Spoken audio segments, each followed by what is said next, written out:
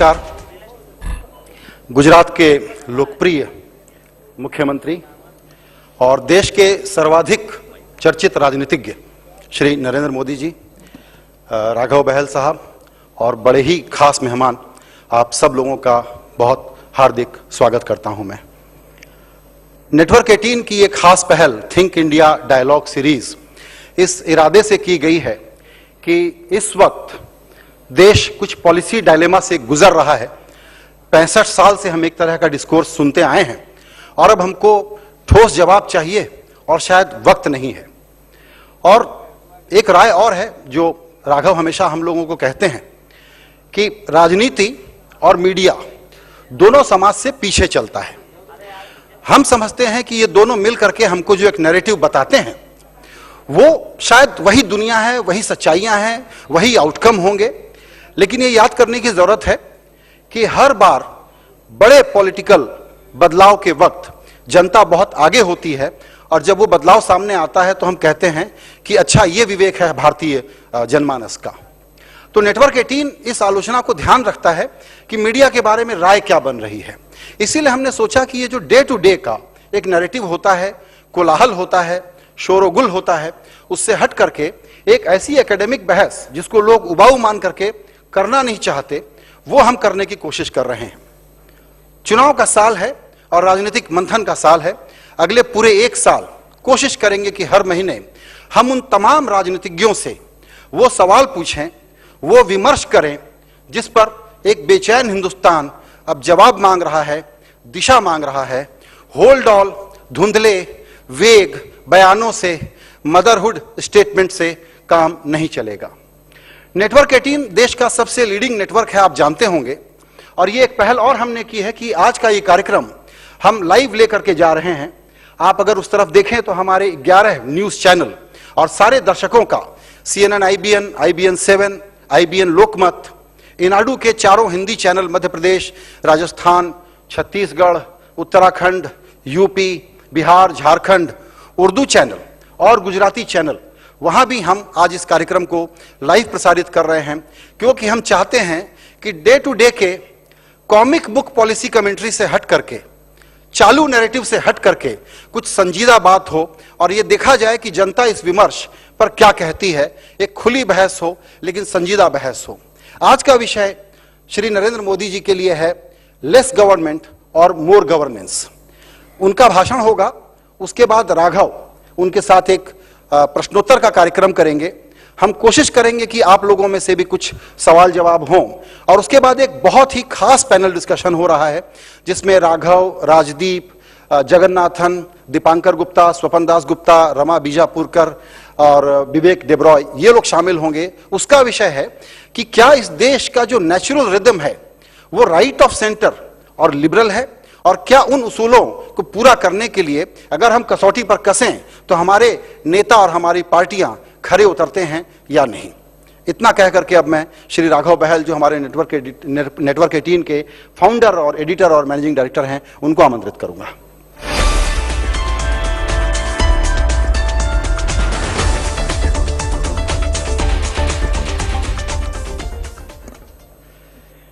Honorable Shri Narendra Modi, distinguished guests, ladies and gentlemen, it is a real pleasure and privilege to welcome all of you to the first edition of Think India Dialogue.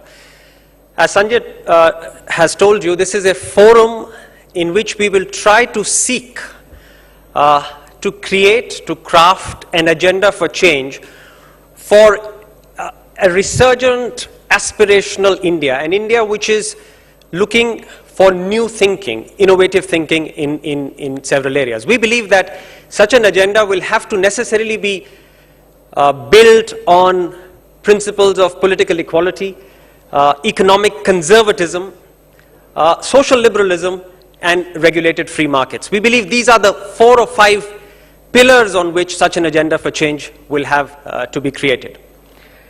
I'm going to make one assertion which we will discuss a bit later today as well, which is that the natural rhythm of Indian society is liberal and right of center. Now I know that many of us here will will perhaps reflexively disagree with this assertion.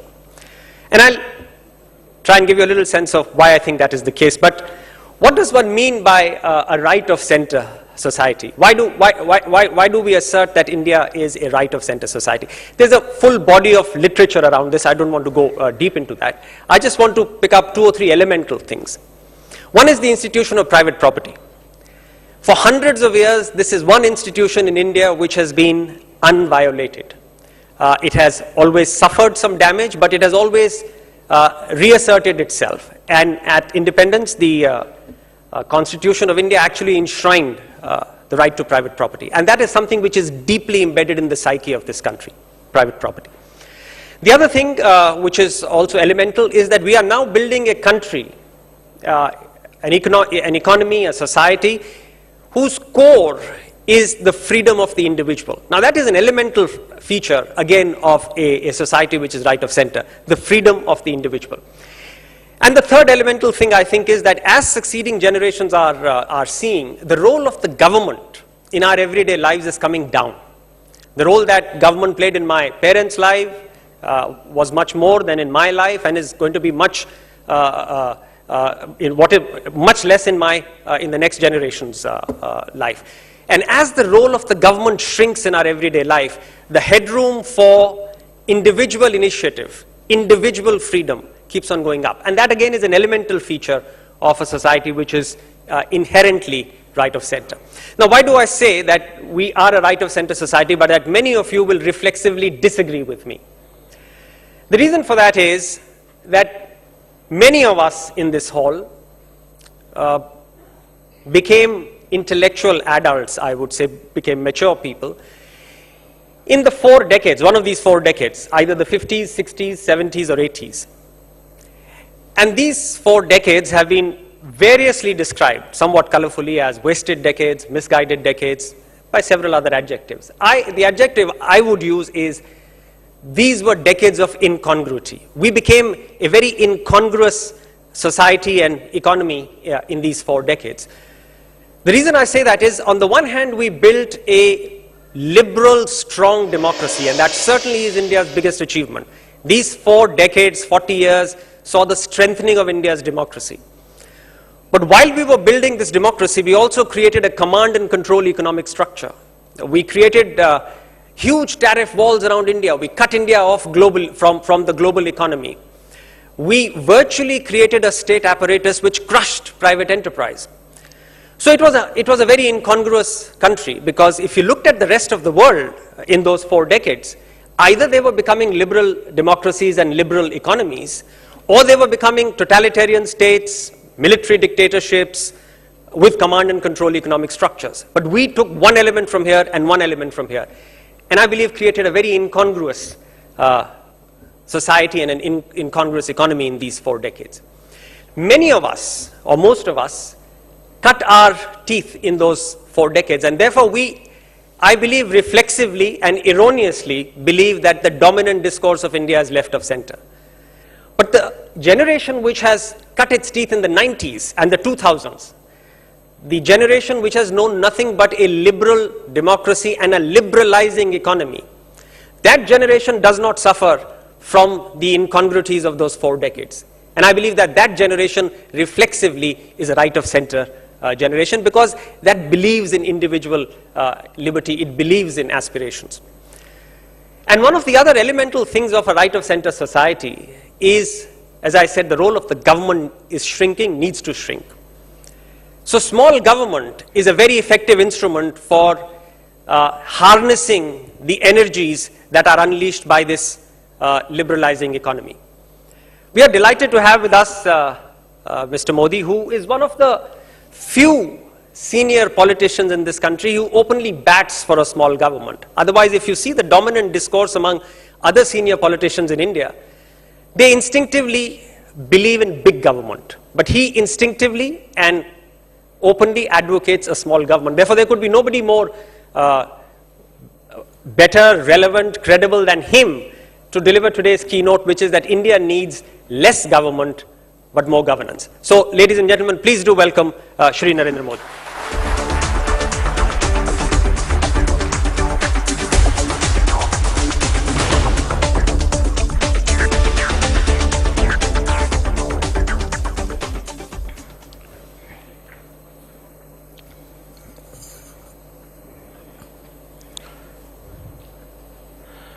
श्रीमान राघव जी, उपस्थित सभी महानुभाव, मैं राघव जी और उनके साथियों को बधाई देता हूं कि उन्होंने इस सशक्त माध्यम का उपयोग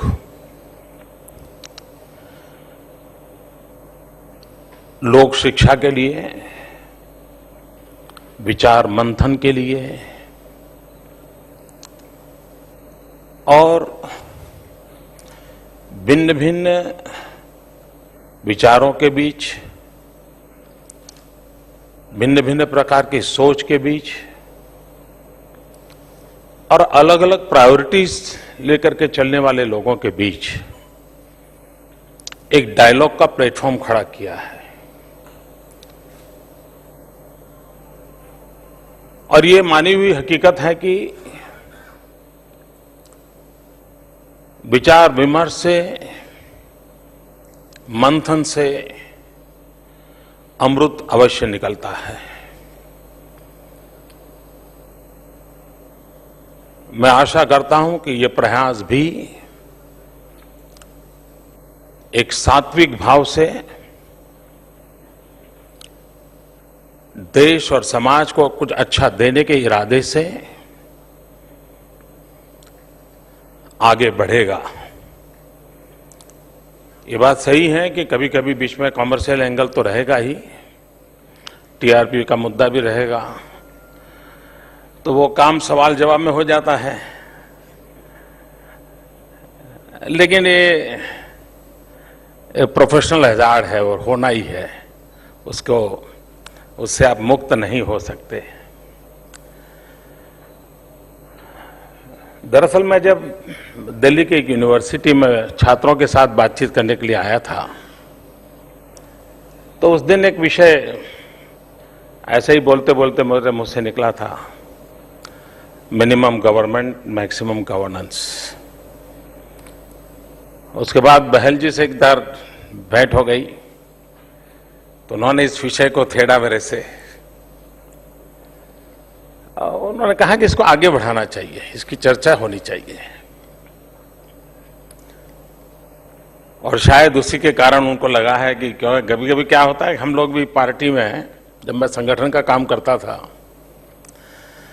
और एक आध कार्यकर्ता ज्यादा सुझाव देता है, तो हम फिर उस काम का उसी को इंचार्ज बना देते हैं। तो बहल जी को भी लगा होगा कि मोदी जी ने इस विषय को छेड़ा है, तो उन्हीं को शुरू करवाओ। अच्छा होगा ये विषय आगे बढ़े। कभी कभी मिनिमम गवर्नमेंट की जब बात होती है, तो पहली नजर में साइज ऑफ गवर्नमेंट मुद्दा दिमाग में आता है। मेरा मतलब साइज ऑफ गवर्नमेंट नहीं है। मैं लोगों को नौकरी छुड़वा करके घर भेजना नहीं चाहता हूं कि भाई डिपार्टमेंट में 10 लोग होने चाहिए और 20 क्यों भरे, निकालो। ये मैं इस पक्ष का नहीं हूं। लेकिन मैं राइट साइज ऑफ गवर्नमेंट की वकालत करता हूं। और एक ऑर्गेनाइजेशन के रूप में अगर चीजें सही रूप से अरेंज की गई हो, मार्गदर्शन की पक्की व्यवस्था हो, फीडबैक की पूरा मैकेनिज्म हो और समय समय पर उसके इवैल्यूएशन की व्यवस्था हो, तो स्वाभाविक है कि हमारी हर व्यवस्था ठीक चलती है। लेकिन हमारे देश का दुर्भाग्य है, सत्ता में आना ये प्रायोरिटी है। अफसर को भी अच्छे पद पर प्लेसमेंट मिले, ये उसकी इच्छा रहती है, प्रायोरिटी रहती है। फील्ड के मुलाजिम को भी इस गांव के बजाय उस गांव में अपॉइंटमेंट मिले तो अच्छा है, ये भाव रहता है। और इसलिए बाय एंड लार्ज गवर्नमेंट के फंक्शनिंग में इन चीजों का बड़ा प्रभाव रहता है। उसके साथ साथ हमारी लोकतंत्र की व्यवस्था ऐसी है, शायद ही कोई वर्ष ऐसा होता है जब चुनाव ना हो। ये बड़ा गजब है। 69 के पहले हमारे देश में 5 साल में एक बार चुनाव का माहौल रहता था, चाहे असेंबली हो, लोकसभा हो, सब साथ होता था। मेरे यहां तो कोऑपरेटिव के इलेक्शन तो लगातार चलते रहते हैं, फिर पंचायत के, नगर पालिका के, महानगर पालिका के, राज्य के, केंद्र के। और पॉलिटिकल पार्टी हमेशा प्रेशर में रहती है, यार अभी ये निर्णय मत करो, अभी ये काम करो, चुनाव सामने है, अभी ये मत करो, अरे छोड़ो यार चुनाव के बाद करेंगे। लेकिन चुनाव के बाद करते ही दूसरे चुनाव की सूचना आ जाती है। तो एक प्रकार से हमारे यहां शासक के मन पर इस माहौल का बड़ा प्रभाव होता है और कभी कभी निर्णय टाले जाते हैं, निर्णय डिले किए जाते हैं, या प्रायोरिटी बदल जाती है कि भाई चलिए पहले जनता जनार्दन को प्रसन्न हो, ऐसी कुछ बातें करनी पड़ेगी, वरना हम ही नहीं रहे तो फिर करेंगे कैसे। और तय नहीं होता है कि करेंगे तो रहेंगे कि रहेंगे तो करेंगे। इसी उलझन में सारी कारोबार चला जा रहा है। और तब जाकर के मेरे पिछले 11-12 वर्ष के अनुभव के आधार पर मुझे भी लगता है कि भाई कुछ इस विषय पर सोचना पड़ेगा। अब होता कैसे है? आप देखिए हिंदुस्तान में ट्रांसपोर्टेशन सिस्टम, बसें हैं, है, रोड्स हैं, है, पैसेंजर है, आवश्यकता है। लेकिन अगर माइन्यूटली देखा जाए और देश में कोई कमीशन बैठा करके स्टडी किया जाए, बहुत कम स्टेट होंगे, बहुत कम सर्विसेज होगी जिसके रूट रैशनलाइज हुए होंगे। होता क्या है, यहां से प्रेशर आया तो लगता है नहीं यार बस को इधर से ले जाओ, कहीं और से प्रेशर आया तो नहीं, बोले सुबह का बंद करो, शाम को बस चालू करो। और प्रेशर के अंतर्गत वो बसों का रूट बदला जाता है। स्थिति ऐसी आती है कि सबकी शिकायत बढ़ती चली जाए, भाई क्या है यार, बेकार है, ये बस सर्विस तो ठीक नहीं है। मैं कभी हवाई जहाज से आप गुजरात आओगे तो देखोगे हमारी नर्मदा कैनाल को, उसे देख करके मुझे बड़ी पीड़ा होती है। कभी कभी ऐसा लगता है ऐसे कैनाल पूरी निकली है। तो हम कभी अध्ययनों से पूछते हैं कि भाई क्या ये स्ट्रेट में कैनाल नहीं ले जा सकते थे, इतना ऐसा करके क्या आपने इसका, और स्ट्रेट ले जाते तो उसके मल्टीपल यूटिलिटी होती। नहीं, बोले पहले तो डिजाइन ऐसी बनी थी, लेकिन बाद में कुछ गांव वालों का दबाव आया, फिर उनका दबाव आ गया, फिर वो तो सरपंच का ही खेत था तो वहां से तो निकालना ही मुश्किल था। अल्टीमेटली स्थिति ये बन जाती है।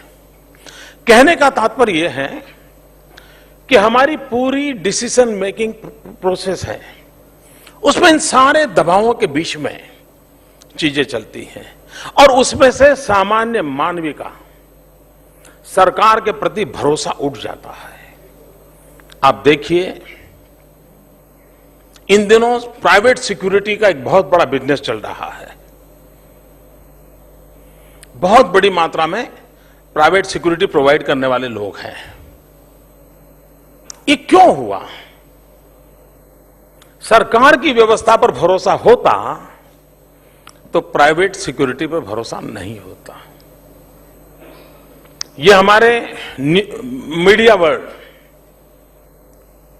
जब तक हमारे देश में आकाशवाणी थी, दूरदर्शन थी, लिमिटेड अखबार थे, तब तक आम आदमी के बीच बात क्या होती थी? ये कहते थे यार ये तो मैंने बीबीसी पे सुना है, यानी उससे हमारे देश की आकाशवाणी कह रही है भरोसा नहीं, दूरदर्शन कह रहा है भरोसा नहीं। अखबार इतने खर्चा करके निकल रहा है, भरोसा नहीं। वो कहता है नहीं यार, मैंने बीबीसी पर सुना है। अब ये जो क्रेडिबिलिटी है, सरकार की व्यवस्थाओं पर से भरोसा उठ जाना, ये मैं समझता हूं बहुत ही बड़ा खतरा है। और जब व्यवस्थाओं पर से भरोसा उठ जाए तो व्यक्ति अलग रास्ते खोजता है। जब न्याय पर से उसका भरोसा उठ जाए तो खुद ही न्याय करने की दिशा में चला जाता है। यानी इसके कारण पूरी समाज व्यवस्था का डिटोरिएशन भी होता है। समाज की जो परंपरा है, बड़े सदियों से पनपी हुई परंपराएं होती हैं, वे अचानक इसी कारणों से उसमें गिरावट आने लगती है। और इसलिए गवर्नमेंट एंड गवर्नेंस, ये वहां बैठे हुए हैं और लोग और उसके लाभार्थी लोग तक का सीमित विषय नहीं है। ये कुछ उससे भी आगे है, जो समाज जीवन को शक्ति और सामर्थ्य और विश्वास देता है। हम लोग ईश्वरवादी कुछ लोग होंगे, कुछ नहीं लोग होंगे, तो उनको डिबेट का कारण बन सकता है मेरी बात। जो ईश्वरवादी नहीं है उनको मेरी टीका आलोचना करने का भी अवसर मिल सकता है मेरी इस बात से, लेकिन वो टीआरपी में काम आएगा। लेकिन ज्यादातर हम ईश्वरवादी लोग हैं, कुछ भी बात हो तो उनको ईश्वर की सत्ता भाई भरोसा है, उसने इसके भी सत्ता पर भरोसा है। नहीं यार, ईश्वर है, सब ठीक हो गया, परमात्मा ठीक हो जाएगा। ये सामान्य मानवीय और दुनिया के किसी भी कोने में ये आवाज सुनाई देती है। किसी भी पंथ संप्रदाय से हो, आवाज सुनाई देती है। लेकिन खुद की शासन पर नहीं यार, पता नहीं बस आएगी कि नहीं, पता नहीं यार, ट्रैफिक जाम होगा, मैं एयरपोर्ट पर ठीक से पहुंचूंगा कि नहीं पहुंचूंगा, पता नहीं, भरोसा नहीं है। और मैं समझता हूं कि ईश्वर की सत्ता पर भरोसा क्यों है? क्योंकि जिन जिन चीजों को वो गवर्न करता है, जिन जिन बातों के सर्विस वो डिलीवर करता है। सूरज की ओर देख लें अपन, सामान्य मानवी को कभी सुना है हमने कि यार कल दिन में जरा दिया जलाने की व्यवस्था करके रखना, शायद सूरज ना आए तो, पता नहीं भगवान देर से उठ जाए तो। उसको भरोसा है सूर्योदय के समय सूरज आने ही वाला है। कोई डिस्क्रिमिनेशन है कि झोपड़ी है तो सूरज का प्रकाश नहीं जाएगा, अमीर का है तो उसके यहां जाएगा? कोई डिस्क्रिमिनेशन नहीं है। भरोसा इसलिए है ईश्वर के प्रति। कभी कभार यह भी उठता है कि भाई पूरब में तो बड़े पहले आ गया, पश्चिम में तो भी दिख नहीं रहा है, तो क्या पश्चिम ने आंदोलन शुरू किया? क्या पुतले जलाए क्या ईश्वर के? क्या वहां तो सूर्य आ गए, यानी वहां भी उसका भरोसा है हमारे समय पर हमारे यहां भी पहुंचेगा। ठीक है, एक साथ सब जगह पे प्रकाश देने का उसका सामर्थ्य नहीं है, तो उसने मैनेजमेंट किया है। 12 आवर में यहां प्रकाश देंगे, 12 आवर वहां कर देंगे। इन सारी व्यवस्थाओं के कारण सामान्य मानवी की ईश्वर की सत्ता पे विश्वास, और हर जीवन के हर क्षेत्र में हम देखेंगे यह नजर आएगा। एक भरोसा है, श्योरिटी है, डिस्क्रिमिनेशन नजर नहीं आता है, सर्वव्यापी है, सर्वस्पर्शी है, सर्वोपयोगी है, ये एहसास होता है। सरकार के संबंध में यह एहसास नहीं होता है, शासन के संबंध में विश्वास सामान्य मानवी को नहीं होता है। और कहां तक ये बात जाती है, यहां भी बैठे हुए कुछ लोगों ने अनुभव किया होगा, मैं आपको लिए बुरा नहीं कहता हूं। किसी मित्र को आपने एसएमएस किया होगा, फिर फोन करके पूछे होंगे एसएमएस मिला? यह होता है,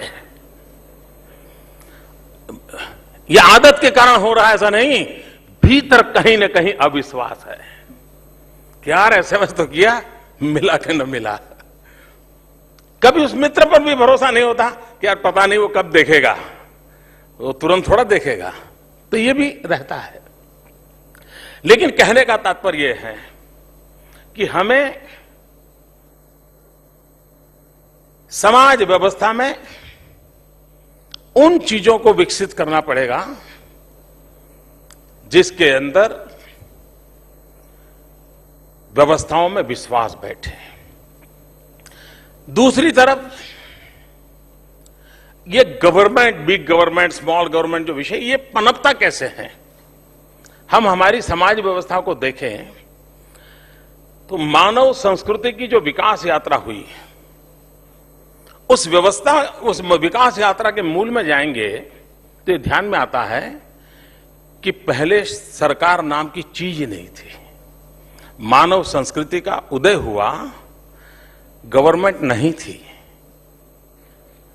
धीरे धीरे मनुष्य की आवश्यकता के अनुसार हजारों साल में आवश्यकता के अनुसार नियमों को लाया गया, व्यक्तियों को जोड़ा गया। ऐसे करते करते गवर्नमेंट के फॉर्म इवॉल्व हुए हैं। ये थोपे गई व्यवस्थाएं नहीं है, ये इवॉल्व हुई है। समय समय पर कमियां दूर हुई हैं, समय समय पर अच्छाइयां जोड़ी गई हैं, इसमें से इवॉल्व हुई हैं। और इसलिए आज जो है वो अल्टीमेट नहीं है। अच्छाइयां होगी, बुराइयां होगी तो भी अल्टीमेट नहीं है। ये भी आने वाले दिनों में इवॉल्व होने वाली हैं। कोई न कोई लोग आएंगे, कोई न कोई स्थितियां ऐसी बनेगी जिसमें परिवर्तन आएंगे, जुड़ना, कम होना, ये चलने वाली प्रक्रिया है। लेकिन क्या हम हमारी वर्तमान आवश्यकताओं के अनुसार उसमें बदलाव लाने की दिशा में कुछ इनिशिएटिव ले सकते हैं? इनिशिएटिव लेकर के हमको डिलीवर करवा सकते हैं? और अगर उन चीजों को बल देंगे तो शायद हम गवर्नेंस की ओर बल देने का प्रयास करेंगे। कभी कभी क्या होता है कि हम लोग, जैसे मुझे याद आता है, हम अर्बन डेवलपमेंट ईयर मना रहे थे, तो हमने थोड़ा, हमारी अर्बनाइजेशन तेजी से बढ़ रहा है, तो हमारी नगर पालिका, महानगर पालिकाएं वो जरा ज्यादा अच्छे ढंग से कुछ डिलीवर करें, उसकी व्यवस्था होनी चाहिए। और वो स्वतंत्र संस्थान है, वो अपने बलबूते पर चलती हैं। तो वहां एक बात ध्यान में आई, वो और राज्यों में भी होगी और धीरे धीरे सबके ध्यान में भी आएगी। नगर पालिका में जो बोर्ड चुन करके आता है 5 साल के लिए, उनको लगता है कि यार कुछ लोगों को यहां रोजी रोटी का व्यवस्था करें, कुछ अपने साथियों को, वर्कर को नौकरी में लगा दो। तो एक बोर्ड छोटी सी नगर पालिका में 25-50 अपने परिवार के, साथियों के लोगों को नौकरी में लगा देता है। कुछ दिनों में वो रेगुलर भी हो जाते हैं, एम्प्लॉय बन जाते हैं। अब वो चुनाव हार जाते हैं, दूसरा बोर्ड आता है, उसको भी लगता है यार उसने 25 भरे तो मैं भी 25 भरूंगा, और साइज बढ़ती जा रही है। अब आप देखेंगे कि नगर पालिका का मुख्य काम क्लेरिकल नहीं है। अगर आपको अर्बन मैनेजमेंट करना है तो मैक्सिमम स्टाफ आपका टेक्निकल स्टाफ चाहिए।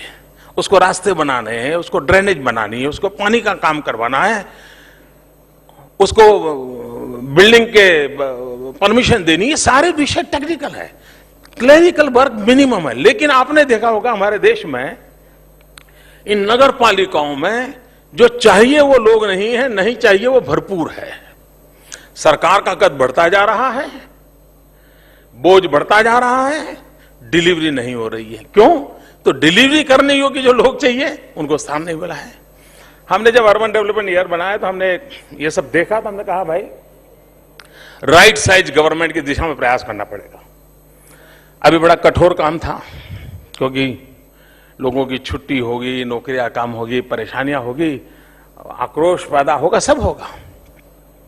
हमने कहा भाई, हमने एक 7,000 करोड़ रुपए का पैकेज निकाला अर्बन डेवलपमेंट के लिए, जो हमारे यहाँ पहले स्टेट की तरफ से अर्बन डेवलपमेंट के लिए पैसे नहीं जाते थे।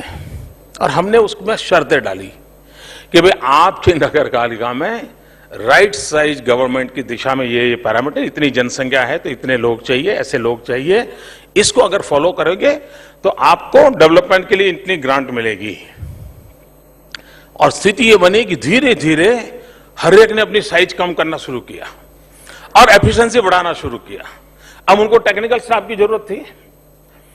अब टेक्निकल स्टाफ अचानक तो इंजीनियर वगैरह मिलने की जरूरत है, और गुजरात में तो वैसे भी इंफ्रास्ट्रक्चर के काम इतने चलते हैं कि इस प्रकार के लोग मिलना भी दिक्कत होती है। तो हम क्या करें, हमने एक रास्ता खोजा।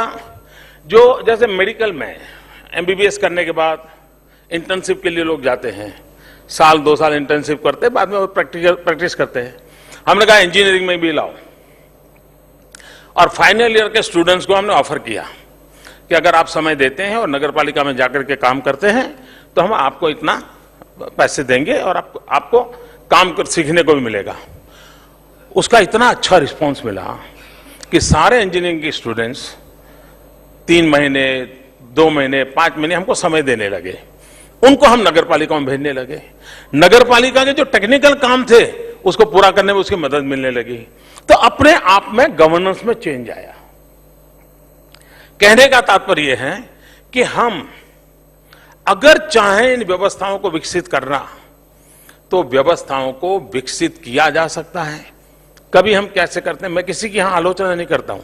राजदीप, मैं आगे जो विषय बोलूंगा राजदीप का बड़ा प्रिय विषय है। देखिए हमारे देश में हम कैसे चीजों को कैसे चलाते हैं आपको अंदाज आएगा। ह्यूमन राइट कमीशन, हमें बताइए इस देश में हर ह्यूमन के लिए ह्यूमन राइट कमीशन है कि नहीं है? अगर वो कम पड़ता है और 4 लोग ज्यादा लगाने पड़ते हैं तो हम समझ सकते हैं, लेकिन चूंकि पॉलिटिकल कारणों से हमने क्या किया, ह्यूमन राइट कमीशन की सेंटिटी बढ़ाने के बजाय, ह्यूमन राइट कमीशन की अथॉरिटी को ताकत देने के बजाय, ह्यूमन राइट कमीशन की डिलीवरी सिस्टम को ठीक करने के बजाय हमने क्या किया, ऐसा करो विमेन कमीशन अलग बना दो, SC ST का कमीशन अलग बना दो, लेबर का कमीशन अलग बना दो, माइनॉरिटी का कमीशन अलग बना दो। और उसके कारण ये अब कोई माइनॉरिटी का व्यक्ति या कोई महिला ह्यूमन राइट कमीशन में जाएगी, वो कहता है आप ह्यूमन राइट कमीशन में नहीं, आप वहां जाओ। अब वो ह्यूमन नहीं है क्या? अब एक छोटा सा सवाल जिसने किया होगा उसको ध्यान नहीं आया। मैं और कमीशनों का विरोधी नहीं हूं, उसी इंस्टीट्यूट के अंदर स्ट्रेंथन किया जा सकता था, लेकिन हम साइज बढ़ाते गए, अकाउंटेबिलिटी नहीं बढ़ा रहे हैं। हम व्यवस्थाओं को उस प्रकार से विकसित नहीं कर रहे हैं कि जो व्यवस्थाएं हमारी कुछ डिलीवर करें, आम आदमी को सेटिस्फाई करें। और आवश्यकता है हमारा बल क्या हो, तो हमने क्या एड्रेस किया? क्या हम सेंसिटिव नहीं है? क्या हम सामान्य मानवीय की समस्याओं का समाधान करना चाहते नहीं है? चाहते हैं। मैं किसी सरकार को दोष नहीं देता हूं, लेकिन पॉलिटिकली माइलेज नहीं मिल रहा है तो चलो यार ये भी सगोपा छोड़ दो। और उसके कारण मूल विचार और मूल इंस्टीट्यूशंस को हम तोड़ते चले जा रहे हैं। आवश्यकता यह है कि हम एक इंटीग्रेटेड अप्रोच के साथ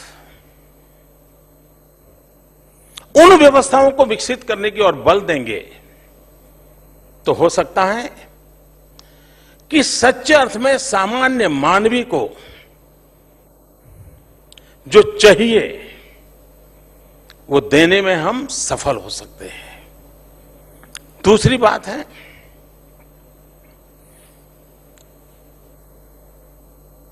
एक ऐसी साइकोलॉजी हमारे देश में पैदा हुई है कि हम जो सरकार में बैठे हुए हैं वो देने वाले लोग हैं और जनता जनार्दन है वो याचक है। हमारी पूरी व्यवस्था में ये सबसे बड़ा वैचारिक, मैं कहता हूं ये एक प्रकार का क्राइम है। ये सोच अपने आप में क्राइम है। लोकतंत्र के अंदर जब देश हमारा है, लोग हमारे हैं, तो किस व्यवस्था में बैठा हुआ व्यक्ति कौन होता है जिसके मन में यह रहे कि मैं देने वाला हूं? जब तक हम ये भाव पैदा नहीं करते, अपनेपन का भाव पैदा नहीं करते, तब तक सब मिलकर के व्यवस्थाओं को विकसित नहीं कर सकते हैं। और इसलिए समाज जीवन में भी बदलाव की आवश्यकताएं महसूस होती हैं। अब जैसे हम किसी रोड पर से अपना व्हीकल लेकर के जा रहे हैं और वहां ग्रीन लाइट है, रेड लाइट है। मैं मानता हूं कि जो ग्रीन लाइट और रेड लाइट है वो गवर्नमेंट है, और एक नागरिक के नाते मेरा दायित्व बनता है, yes here is the government, जो मुझे कह रही है अभी नहीं जाना है, रुको। और ये ग्रीन लाइट है जो मुझे कह रही है जाना है, लेकिन मैं उस गवर्नमेंट को एक्सेप्ट नहीं करता हूं। तो गवर्नमेंट की साइज बढ़ती है। कैसे बढ़ती है? तो फिर वहां एक पुलिस वाला लगाना पड़ता है, और फिर पुलिस वाला, लोगों को लगता है अब मुझे कुछ करना नहीं, वो पुलिस वाला ठीक करेगा, तो मैं सिर्फ हॉर्न बजाता रहूंगा। और उसके कारण सारी व्यवस्था विकसित होती नहीं है।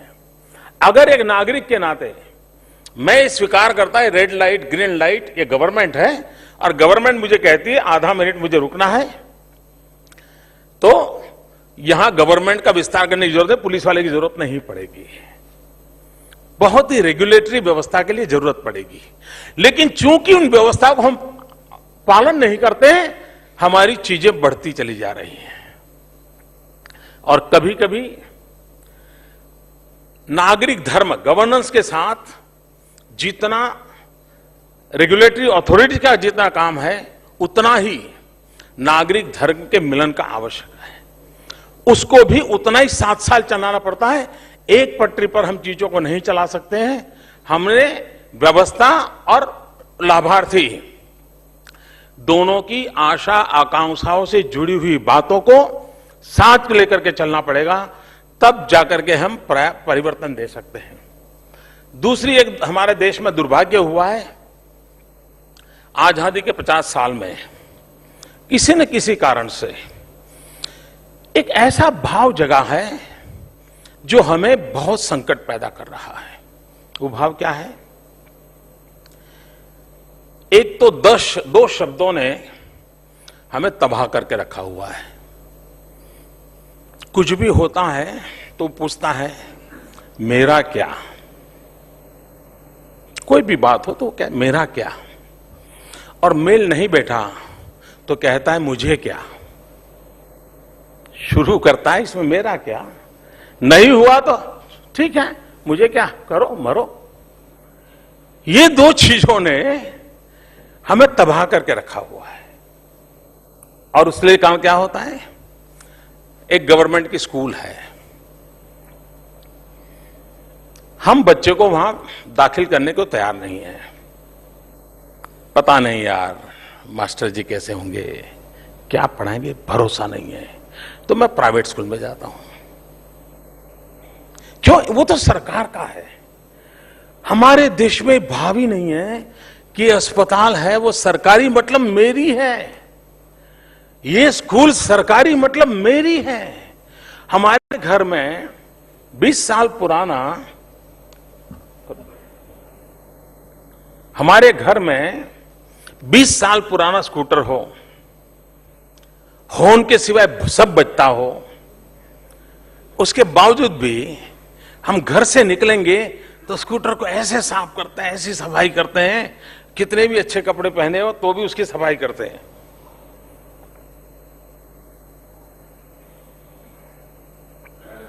लेकिन हम बस में जा रहे हैं कभी, और बस में 2-3 घंटे की सफर है, नई बस है, मौज से बैठे हैं, साथी मित्र नहीं तो कोई गप्पे गोष्ठी करनी नहीं है, तो हम क्या करते हैं, धीरे धीरे बस के सीट के रेगजीन में यूं उंगली डालते हैं। सबको अनुभव है साहब, मैं ये अपनी बात नहीं बता रहा हूं। धीरे धीरे धीरे उसमें से कुछ निकालेंगे, ऐसे ऐसे करते रहेंगे, और स्टेशन पर उतरते उतरते उसमें 2 इंच का गड्ढा करके जाएंगे। हमें कभी नहीं लगता है कि लाखों रुपया खर्च करके बनी हुई ये बस, मेरा 20 साल पुराने स्कूटर के प्रति मेरा जितना प्रेम है, उतना ही प्रेम ये मेरा है। ये न होने का कारण भी सरकार के प्रति अविश्वास है, गवर्नेंस का अभाव है। और उसने समाज जीवन में ड्यूटेरेशन कैसे लाया है। और आप कोई भी अच्छी बस में बैठ लीजिए साहब, 6 दिन वो आप रेलवे देख लीजिए साहब, रेलवे में जो शीशा लगता है ना, शीशे पर भी ER WR टाइप बनवाते समय लिखवाना पड़ता है। क्यों? रेलवे वालों को भरोसा नहीं है कहीं ये शीशा चला जाएगा तो कोई अपने घर में नहीं लगाएगा, क्योंकि उसमें ER लिखा है। पहले कोने में लिखते थे, अब बीच में लिखते हैं। क्योंकि कोने में लिखते थे तो क्या करते, वो नीचे वाला काट देते थे, रख लेते थे। अब बीच आप चीजों को ऑब्जर्व कीजिए, जो समाज जीवन में डिटोरिएशन कैसे आता है, इसका एक नमूना है। और इसलिए गुड गवर्नेंस की एक आवश्यकता यह होती है जन भागीदारी। हमारे यहां एक शब्द तो काफी स्वीकृति हो गई है, मान्यता मिल चुकी है, PPP मॉडल। लेकिन मैं मानता हूं अब वक्त बदला है। पब्लिक प्राइवेट पार्टनरशिप के model only 3P is not enough. अगर हमें सुशासन के विचार को सच्चे अर्थ में चरितार्थ करना है तो हमें P4 के मॉडल पे जाना पड़ेगा। पब्लिक प्राइवेट पार्टनरशिप से आगे बढ़ करके पीपल पब्लिक प्राइवेट पार्टनरशिप, जनता का उतना ही हिस्सा जुड़ना चाहिए। सिर्फ पब्लिक प्राइवेट पार्टनरशिप नहीं, गवर्नमेंट के इंस्टीट्यूशंस नहीं, people public private partnership. P4 concept को अगर हम लाएंगे तो सामान्य मानवी को लगेगा यस, इस निर्णय प्रक्रिया में मैं हूं, इस निर्णय को मैंने किया है। उसी प्रकार से शासन व्यवस्था के अंदर उस बात की ओर भी बल देने की आवश्यकता है। हम जनता जनार्दन को पहले इन्फॉर्म तो करें कि हम क्या करना चाहते हैं, हम क्यों करना चाहते हैं। और एक बार जन सामान्य में करने से पहले आवाज उठने देनी चाहिए, लोगों को कहने का अवसर मिलना चाहिए। तो जब इन्वॉल्व होता है तो 10 चीज में से उसकी 6 चीज नहीं भी होगी तो भी उसको लगेगा ये मेरा निर्णय है। दूसरी प्रक्रिया, हम जहां कर रहे हैं कुछ, वहां हो सके तो उनकी कंसेंट लेनी चाहिए। आप देखिए आपकी डिलीवरी सिस्टम इतनी तेज हो जाएगी, इतना परिणाम मिलेगा जिसका कोई हिसाब नहीं। और एक बार आप वो वेल इन्फॉर्म है, उसकी कंसेंट लेके उसको पूछा गया है, तो आप देखना कि वो इस प्रोसेस का पार्टनर बन जाता है। और प्रोसेस का पार्टनर बन जाता है तब गवर्नमेंट के हिसाब से जो काम 6 महीने में होना चाहिए वो 3 महीने में हो सकता है, जो 200 करोड़ में होना है वो 180 करोड़ में हो सकता है। और तब जाकर के उसका सेटिस्फेक्शन लेवल इतना ऊंचा होता है कि हमें स्वाभाविक रूप से परिणाम मिलते हैं। और इसलिए हम लोगों के लिए इन विषयों को महत्व देने की आवश्यकता है। एक बार कांग्रेस के एक राजनेता को एक बढ़िया सवाल पूछा गया था, अब तो वो रहे नहीं हैं, लेकिन उन्होंने एक सटीक जवाब दिया था जो मुझे आज भी अच्छा लगता है। उन्होंने कहा, भाई ये सरकार और जनता ये सारे तनाव चलते रहते हैं, इसका उपाय क्या? उन्होंने कहा, भाई बहुत मुश्किल काम नहीं, बड़ा सिंपल सा काम है। तो क्या? तो कहे कि इस देश के राजनेता ना कहना सीखें और इस देश के ब्यूरोक्रेट हां कहना सीखे। इतना सा हो जाए तो बहुतेक समस्याओं का समाधान हो जाएगा। हम पॉलिटिकल फील्ड के लोग, जो भी आएगा, आप चिंता मत करो, बिल्कुल आप चिंता मत करो, हाँ कागज देके जाओ, हाँ बिल्कुल हो जाएगा, अरे मैं दिखवा दूंगा, तो चिंता मत कीजिए। नहीं आप तो मेरे घर के ही हो, आपका तो नहीं आपका काम नहीं करेंगे तो किसका है?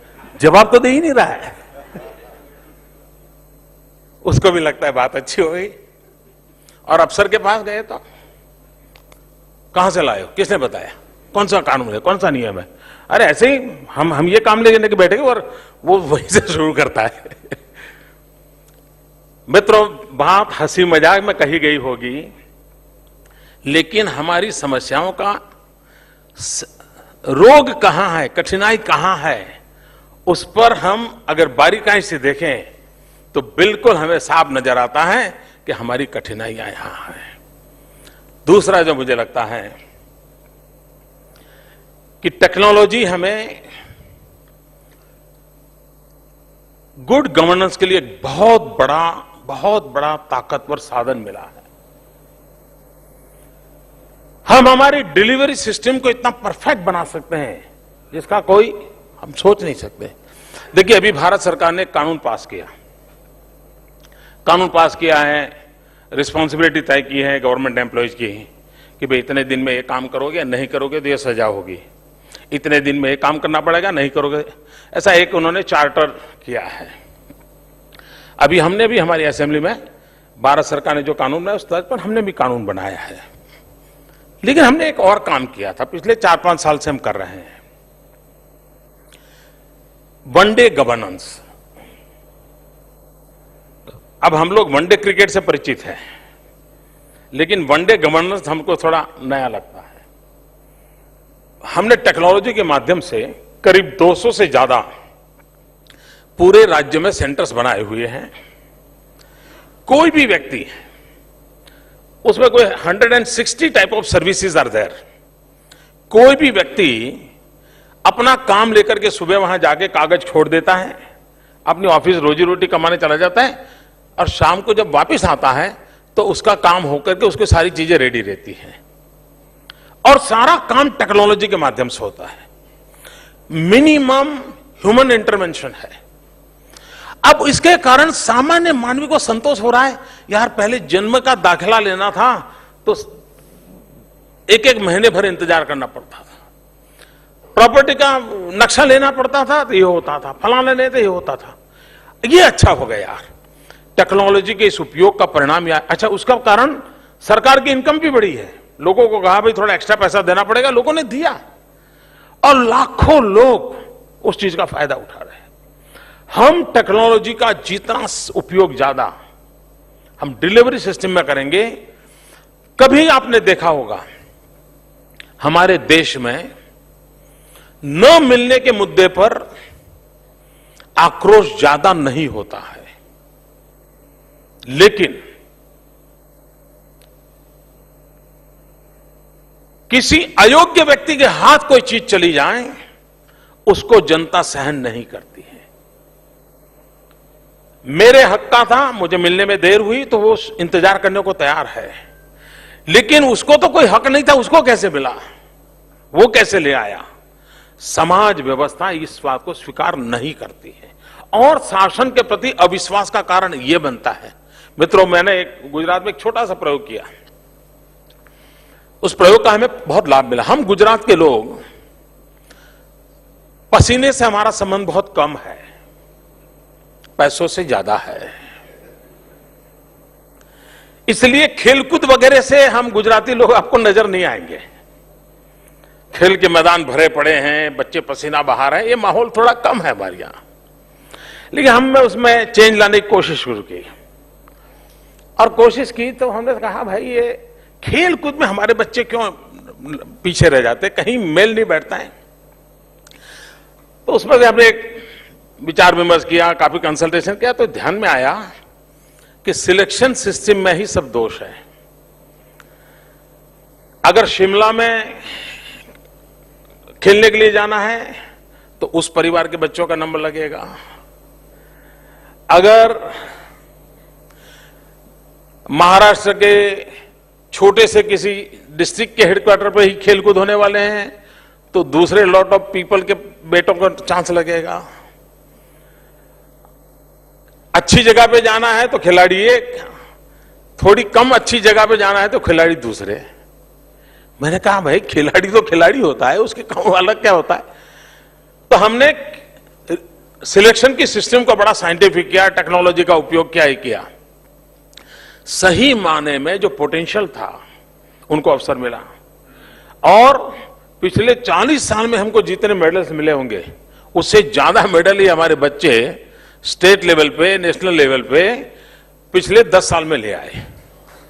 इसका मतलब यह नहीं था कि जनता में ताकत नहीं थी, नौजवानों में दम नहीं था, लेकिन ट्रांसपेरेंसी नहीं थी। वो ट्रांसपेरेंसी के अभाव के कारण अविश्वास बढ़ता चला जाता है और अविश्वास बढ़ने के कारण असंतोष का माहौल बनता है जो दूरियां वो खाई पैदा कर देता है। और आज शासन, प्रशासन और जनता के बीच में खाई बढ़ती चली जा रही है। उस खाई को कम करने की दिशा में इन छोटे छोटे हमारे जो गैप्स है, उन गैप्स को भरने का काम करना हमारे लिए आवश्यक हो जाता है। और उसको अगर हम करते हैं, टेक्नोलॉजी का अगर हम भरपूर उपयोग करते हैं, तो हम अवश्य इसका फायदा ले सकते हैं। दूसरी बात है डिसेंट्रलाइजेशन ऑफ द पावर। हम तय करें कि सब निर्णय यहीं पर होंगे, सब काम यहीं पर होगा, तो हम कभी कुछ डिलीवर नहीं कर सकते हैं। आपको हैरानी होगी, कोई स्टेट ऐसा हो सकता है कि जो किसी गांव में पानी की पाइप डाल रहा हो वहां की नगरपालिका और ये कहे कि हमें पूछे बिना पाइपलाइन नहीं डाल सकते हो? ऐसा कभी सोचा है? हर कोई, गांधीनगर में हमारी सरकार होगी तो भी कहेंगे भाई आनंद के अंदर पाइपलाइन डालना वो आपका काम है, आप निर्णय करो और डालते चलो, आगे बढ़ो। पैसों की दिक्कत होगी तो सोचेंगे। आपको हैरानी होगी, हम गुजरात में गैस ग्रिड का काम कर रहे हैं। हम सोचते हैं कि लोगों को पाइपलाइन से गैस दे, पाइपलाइन से गैस दे रहे हैं। भारत सरकार ने हम पर एक फतवा निकाल दिया कि ये गैस डालने का काम भारत सरकार का, आप नहीं डाल सकते। मुझे बताइए वो कहां से डालेंगे, कब डालेंगे, कैसे करेंगे? अब ये हमने वादा किया कि हम पाइपलाइन से गैस डालेंगे, उन्होंने घोषणा की कि 6 सिलेंडर से ज्यादा मिलेंगे नहीं। मैं कहता हूं मैं 24 घंटे पाइपलाइन से घर में गैस दे दूंगा। दोनों के बीच में कॉन्फ्लिक्ट चल रहा है और उन्होंने, मुझे सुप्रीम कोर्ट पर जाना पड़ा है कि भाई कम से कम पाइपलाइन डालने का तो मुझे अधिकार दीजिए। और इस प्रकार के जो कॉन्फ्लिक्ट्स हैं, सेंट्रलाइजेशन ऑफ पावर है, वो पूरी डिलीवरी सिस्टम को डिरेल कर देता है और जो हमें असंतोष की आग में झोंक देता है। विश्वास पैदा नहीं होता है। फिर उसको लगता है ब्लैकमेल से सिलेंडर मिलेगा तो लाऊंगा यार, लेकिन ये इसमें मुझे पड़ना नहीं है, तो ब्लैक मार्केट से वो कर करके ले आता है। क्यों ना हम इन चीजों को बदले? सामान्य मानवी को असंतोष कहां से होता है? अब जैसे सरकारी व्यवस्था में एक बॉयलर इंस्पेक्टर का डिपार्टमेंट होता है और जो जो इंडस्ट्री में बॉयलर्स होते हैं वो बॉयलर सही है, ठीक है, कोई प्रॉब्लम नहीं है, इसका इंस्पेक्शन करने के लिए जाता है। अब वो बॉयलर इंस्पेक्टरों की संख्या कम होती है, इंडस्ट्री बढ़ते बढ़ते बढ़ते बॉयलर की संख्या भी बढ़ती जा रही है ऐसे इंडस्ट्री, और इसलिए चीफ मिनिस्टर मिलना संभव होता है लेकिन बॉयलर इंस्पेक्टर मिलना मुश्किल होता है। वो कहता है यार अप्रैल की 30 तारीख को मेरा इंस्पेक्शन का सर्टिफिकेट चाहिए, वो कहता है मैं नहीं आ सकता, मेरी बहुत और लोगों को देखना है। और फिर जब तक वो व्यवहार नहीं करता तब तो वो इंस्पेक्शन के लिए जाता नहीं, इंस्पेक्शन के लिए जाता है, इंस्पेक्शन करता। और इंस्पेक्शन भी क्या करता है जी, ऐसे ही खड़े खड़े देखता है। साहब हमने एक छोटा सा कानून बनाया, सरकार को ये इंस्पेक्शन की झंझट करनी क्यों चाहिए? मुझे बताओ ना। जिसकी इंडस्ट्री है वो क्या ऐसा बॉयलर चलाएगा ताकि मर जाए? वो भी तो चिंता करेगा भाई। ये सरकार किसी की कार का इंस्पेक्शन करती है क्या, ब्रेक ठीक है कि नहीं है? भरोसा है भाई वो ब्रेक ठीक नहीं होगी तो नहीं जाएगा, ठीक करके जाएगा। कुछ चीजों पर भरोसा करना चाहिए। बॉयलर इंस्पेक्शन का हमने सारा डिसेंट्रलाइज कर दिया और हमने कंपनियों को कह दिया कि आप आउटसोर्स प्राइवेट पार्टियां हैं उनसे सर्टिफिकेट ले लीजिए, हमें सिर्फ सर्टिफिकेट भेज दीजिए कि 6 महीने में जो इंस्पेक्शन हुआ था ये पैरामीटर थे एंड अथॉरिटी ने कह दिया okay we will accept it. पूरी सरकार निकल गई। हम सरकार को कैसे बाहर निकालते चले? अभी अभी हमने इसी असेंबली में एक रिजोल्यूशन किया है। आज भी शायद, मुझे मालूम नहीं यहां क्या है, एक जमाना था जब मल्टी स्टोरेड मकान बहुत कम थे, लिफ्ट हो ऐसे मकान 25-30 साल पहले तो बहुत कम थे, और कभी कभी तो गांव का आदमी आता तो लिफ्ट कैसी होती वो देखने जाता था, देखने जाते लिफ्ट कैसी होती। आपको शायद आश्चर्य होगा मित्रों, स्टेट लेवल पे लिफ्ट इंस्पेक्शन का एक डिपार्टमेंट होता है, और ये लिफ्ट सही है कि नहीं है वो देखता है। और जब एक आध एक्सीडेंट हो जाता है तो सारे मीडिया को गवर्नमेंट ये नहीं करती वो नहीं करती, ये इश्यू बनता है। स्वाभाविक है, कोई निर्दोष आदमी मारा जाता है उसमें। अभी हमने कानून बनाया, क्योंकि अब इतनी लिफ्ट्स हैं मित्रों कि कौन इसका इंस्पेक्शन करने जाएगा। हम उस पर भरोसा क्यों ना करें? अभी हमने कानून बनाया कि अब लिफ्ट इंस्पेक्शन का काम स्टेट गवर्नमेंट नहीं करेगी, हम नगर पालिका महानगर पालिकाओं को देते हैं, और हम आईटीआई के अंदर लिफ्ट का इंस्पेक्शन करने के कोर्सेज शुरू करेंगे, उनका स्किल डेवलप करेंगे नौजवानों को, और आउटसोर्स करने वाली कंपनियां उन नौजवानों से लिफ्ट इंस्पेक्शन करवाएं, और वो जो सोसाइटी के लोग होंगे, फ्लैट के लोग होंगे, वो सरकार को अपना सरकार सर्टिफिकेट प्रोवाइड कर दें, उसके लिए जो चार्ज हो दे दें, और अपने लिफ्ट चलाते रहे। सरकार निकल गई। मैं मानता हूं धीरे धीरे धीरे करके हम बहुत सी चीजों में से सरकार को बाहर निकाल सकते हैं, और जितना हम बड़ी केयरफुली सोच करके सरकार को बाहर निकाल देंगे, उतना हमारी एग्जिस्टिंग जो शक्ति है, सामर्थ्य है, वो सच्चे अर्थ में सरकार की जो मूलभूत ड्यूटियां हैं, गरीब को शिक्षा मिले, दवाई मिले, रास्ते हो, बिजली हो, पानी हो, जो मूलभूत बाबतें हैं, उस पर हम बल दे सकते हैं। ये आज हम ये ऑर्नामेंटल एक्टिविटी में लग गए हैं, सारी शक्ति हमारी उलझी हुई है, उस एक्टिविटी में से हम बाहर आ सकते हैं, और उसकी ओर हम जितना ध्यान दे सकते हैं, मुझे लगता है कि हम उतना दे सकते हैं।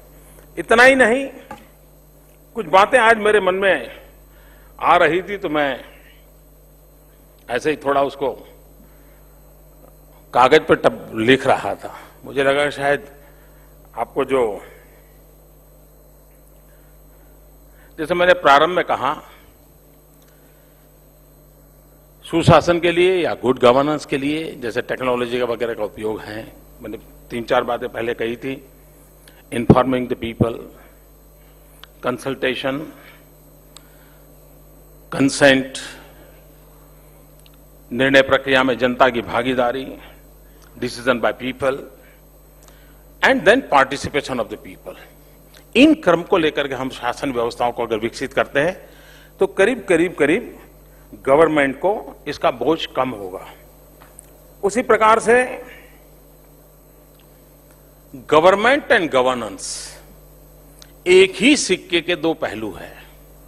हम उसको अलग तो नहीं कर सकते, लेकिन हम उसका इंपैक्ट अलग से फील करवा सकते हैं।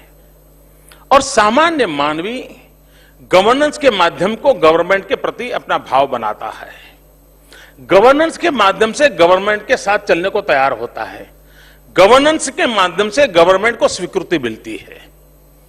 और इसलिए ये दोनों एक सिक्के के दो पहलू होने के बावजूद भी दोनों की भूमिकाओं के संबंध में हमने एक सटीक लाइन बनाने की आवश्यकता है। वो जितनी हम बनाते हैं उतना शायद धीरे धीरे करके गवर्नेंस का महात्म्य बढ़ता जाएगा, और ultimately people will be the beneficiary. एक मुद्दा जो मैं कहता हूं, government means rules and regulation, इसका मतलब है सरकार, और गवर्नेंस मीन्स डिलीवरी। आपने बस स्टेशन बनाया, अच्छी बात है, लेकिन बस समय पर आई, कंडक्टर ठीक व्यवहार कर रहा है, ले गया, दैट इज गवर्नेंस। अस्पताल बनाया, पेशेंट का भला हो रहा है, डॉक्टर है, चिंता हो रही है, गवर्नेंस। तो इन चीजों को हम किस प्रकार से विकसित करें, उसी प्रकार से government implies authority, whereas governance about accountability. Government is all about power. Governance is empower. Government is all about file. मित्रों, आप देखे होंगे, हम तो हिंदूवादी लोग हैं। हिंदुओं में 4 धाम की यात्रा करो तो मोक्ष हो जाता है, हैं? 4 धाम की यात्रा करो तो मोक्ष हो जाता है। लेकिन उसी हिंदुस्तान में फाइल जब तक 32-35 धाम पर नहीं जाती उसका मोक्ष नहीं होता है। फाइल इतनी जगह पे ट्रैवल करती है जी, और उसका मोक्ष तो होता ही नहीं है। ये क्या हम कर रहे हैं? अगर हमारे 4 धाम में इंसान को मोक्ष मिल जाता है तो फाइल को तो भाई 1 धाप, 2 धाप, 3 धाप, उसके मोक्ष की कोई व्यवस्था करो। उसका मोक्ष नहीं हो रहा है। और इसके लिए हमारी सोच में बदलाव चाहिए। फाइल के जो अल्फाबेट्स हैं उसका प्लेसमेंट बदलना चाहिए। जिस पल फाइल के अल्फाबेट का प्लेसमेंट बदलोगे वो लाइफ बन जाता है। और जहां फाइल है वहां गवर्नमेंट है, जहां लाइफ है वो गवर्नेंस है। वही अल्फाबेट्स LIFE, FILE, वही अल्फाबेट्स अगर हम फाइल में लाइफ भर दें मित्रों, तो आप देखना गवर्नेंस की एक अनुभूति होने लगती है। और इसलिए गवर्नमेंट भले फाइलों में उलझी हुई हो, लेकिन गवर्नेंस फाइलों में न उलझे, वो लाइफ से जुड़े, ये अच्छे गवर्नेंस की आवश्यकता होती है। उस पर हमें बल देना चाहिए। उसी प्रकार से फाइनेंशियल दुनिया की जब चर्चा करते हैं तब मेरे हिसाब से गवर्नमेंट इज अबाउट आउटले। हमारा इतने 1000 करोड़ का बजट था, इतना 1000 करोड़ हमने दे दिया। लेकिन as far as governance is concerned, is about outcome. और हमारे देश में सब सरकारें वकालत जो करती हैं या दलीलें करती हैं वो आउटले की करते हैं, आउटकम की हमारे यहां चर्चा ही नहीं हो रही है। और अब तो मैं नेक्स्ट स्टेज पर सोच रहा हूं कि हमने आउटकम को भी सोशियो इकोनॉमिकल इंपैक्ट क्या है उस तराजू तक तोलना चाहिए। और तब जाकर के हमारे पैसे सही रूप में उपयोग में आ रहे हैं कि नहीं आ रहे हैं। हमने स्कूल खोला, आउटले हुआ, स्कूल बन गया, आउटकम हुआ। लेकिन जब तक उस गांव के बच्चे पढ़ते नहीं है, पढ़ करके आते नहीं है, तब तक सोशियो इकोनॉमिकल इंपैक्ट हुआ कि नहीं हुआ उसका ध्यान नहीं जाता है।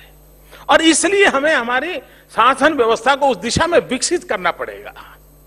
सिर्फ हमने व्यवस्थाएं खड़ी कर दी, इससे बात बनती नहीं है। हमारा काम है कि समाज जीवन में बदलाव कैसे आए। एक छोटा उदाहरण देता हूं। हमारे यहां साबरमती रिवर फ्रंट की चर्चा होती है, कई लोग आते हैं, उसको देखते हैं, उसकी बड़ी चर्चा है। अहमदाबाद के हमारे नागरिकों के लिए वाह, मोदी जी ने बड़ा अच्छा कर दिया यार, नदी में पानी दिखता है। पहले तो नदी में मिट्टी के ढेर थे, सर्कस आता था, गधे दौड़ते थे। अब ये अच्छा लगता है, आनंद है। लेकिन जब हमने उसका सोशियो इकोनॉमिकल सर्वे करवाया, इतना इंटरेस्टिंग था, हम उसमें से कार्बन क्रेडिट कमाने लगे। साबरमती रिवर फ्रंट के काम से हम कार्बन क्रेडिट कमाने लगे। हमने सिद्ध किया कि अहमदाबाद म्युनिसिपल कॉर्पोरेशन का बिजली का बिल पर ईयर 15 करोड़ रुपया कम हो गया। क्यों? तो वाटर टेबल ऊपर आए, नदी में पानी आने, वाटर टेबल ऊपर आए, बिजली की खपत कम हो गई। प्राइवेट सोसाइटीज जो थी, जिनका अपना ट्यूबवेल था, उनका भी किसी का 250 खर्चा कम हो गया, किसी को 2500 कम हो गया। इकोनॉमिकल फायदा लोगों को लगा, हाँ इसका इंपैक्ट है। मित्रों, पानी के कारण बीमारियों की संभावना सबसे ज्यादा होती है। साबरमती में दरदा पानी आने के कारण ट्यूबवेल के पानी में भी शुद्धि हुई और उसके कारण फ्लोराइड वगैरह बहुत कम हो गया। और अच्छा पानी पीने के कारण उसकी इम्यूनिटी बढ़ी, उसका रेजिस्टेंस पावर बढ़ा, उसके कारण कितनी कठिन परिस्थिति क्यों हो, हमारे यहां एपिडेमिक की स्थिति नहीं आती अहमदाबाद में। लोग बीमार पड़े, अस्पतालों में भरे पड़े, वो स्थिति नहीं आई, पिछले 7-8 साल से नहीं आई। मित्रों, हम जब तक आपने आउटकम किया, आउटले किया, सब किया, लेकिन हमने हर चीज का सोशो इकोनॉमिकल सर्वे करते चले जाएंगे तो हम चीजों को करेक्ट करेंगे और बाद में फालतू काम हमारे कम होते जाएंगे। हम बहुत फोकस एक्टिविटी पर जाएंगे और धीरे धीरे हम बदलाव ला सकते हैं। मित्रों, कई विषय हैं जिसकी मैं बहुत विस्तार से आपसे बातें अपने अनुभव के आधार पर कह सकता हूं, लेकिन मैं बहल जी और उनकी पूरी टीम का अभिनंदन करता हूं कि उन्होंने एक अच्छे विषय की बहस का प्रारंभ किया है और आने वाले दिनों में पूर्ण रूप से राजनीतिक छींटाकशी के बिना बहुत ही स्वस्थ मन से इन चीजों की हम चर्चा कर सकते हैं और हम देश को दे सकते हैं। मित्रों, मैं अनुभव से कहता हूं, एग्जिस्टिंग सारी चीजों से अच्छा हो सकता है। मित्रों, सब कुछ अच्छा हो सकता है अगर हमारे पास योजना हो, इच्छा शक्ति हो, जनता का विश्वास हो, जनता की भागीदारी हो और टाइम फ्रेम में हमारा काम करने की स्ट्रेटेजी हो, हम परिणाम ला सकते हैं। उस अच्छे परिणामों की आशा के साथ हमारे देश को सिर्फ सरकार नहीं, लेकिन सुशासन पर हम बल दें, गुड गवर्नेंस पर बल दें और सुराज्य का सपना सुशासन से ही पूरा होगा। उसको पूरा करने के लिए हम सब मिलकर प्रयास करें। मुझे विश्वास है कि इस में से जो भी आगे चल करके चर्चाएं होगी, जो निकलेगा, देश की शासन व्यवस्था से जुड़े हुए हर किसी को उपयोगी होगा। इसलिए मैं इस पूरी टीम का बहुत बहुत अभिनंदन करता हूं। बहुत बहुत धन्यवाद।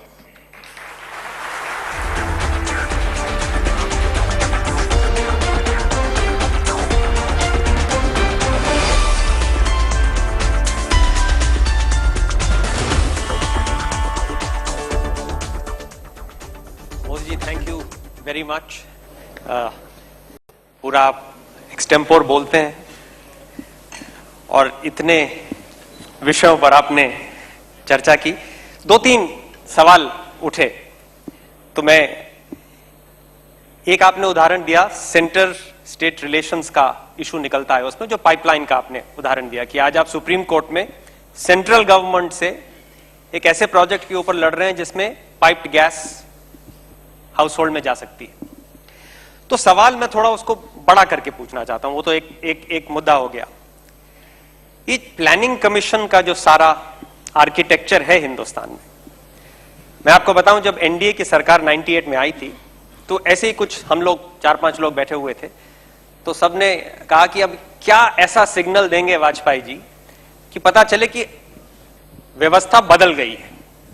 तो उनमें से एक ने बोला कि देखिए, मेरे को लगता है कि प्लानिंग कमीशन को अबॉलिश कर देंगे, क्योंकि उससे एकदम सिग्नल जाता है कि अब जो नया इकोनॉमिक पैराडाइम होगा। तो सवाल यह है कि ये सेंटर स्टेट रिलेशंस में स्टेट्स की इकोनॉमिक एम्पावरमेंट जो है बहुत कम है। पॉलिटिकल एम्पावरमेंट बहुत है, इकोनॉमिक एम्पावरमेंट बहुत कम है। तो वो कैसे ठीक किया जाए? देखिए, हमारा एक तो फाइनेंस कमीशन होता है जो हर एक राज्यों के साथ मिलकर के बात करता है, हर राज्य उनको देते हैं। और उसमें ज्यादातर ये होता है कि भी जो गरीब राज्य हैं उनका क्या, अमीर राज्य हैं उनके पास तो पैसे हैं, अगर हम ज्यादा अलॉटमेंट वहां करेंगे तो ह्यूमन व्यू पॉइंट से इस तर्क में दम है कि अगर गुजरात में इंडस्ट्री है, वहां से टैक्सेस बहुत आते हैं, लेकिन कोई और प्रदेश हैं जहां वो संभावनाएं नहीं है, तो भाई हमें फाइनेंस को वहां ट्रांसफर करना पड़ेगा। और मैं समझता हूं कि उसमें कोई इतराज नहीं होना चाहिए। कठिनाई कहां आती है कि भारत सरकार ने मानो रास्तों के लिए एक फंड देना तय किया और बाद में जब देने की नौबत आती है तो देखते हैं कि किस गोत्र की सरकार है और गड़बड़ वहां से शुरू होती है जी, गड़बड़ वहां से शुरू होती है। सिद्धांतों में ज्यादा समस्याएं नहीं आती है। अब मैं बताऊं, planning commission, again issue will be interested for Rajdeep. Sagarika है क्या? नहीं है, खैर वो ट्वीट करेगी।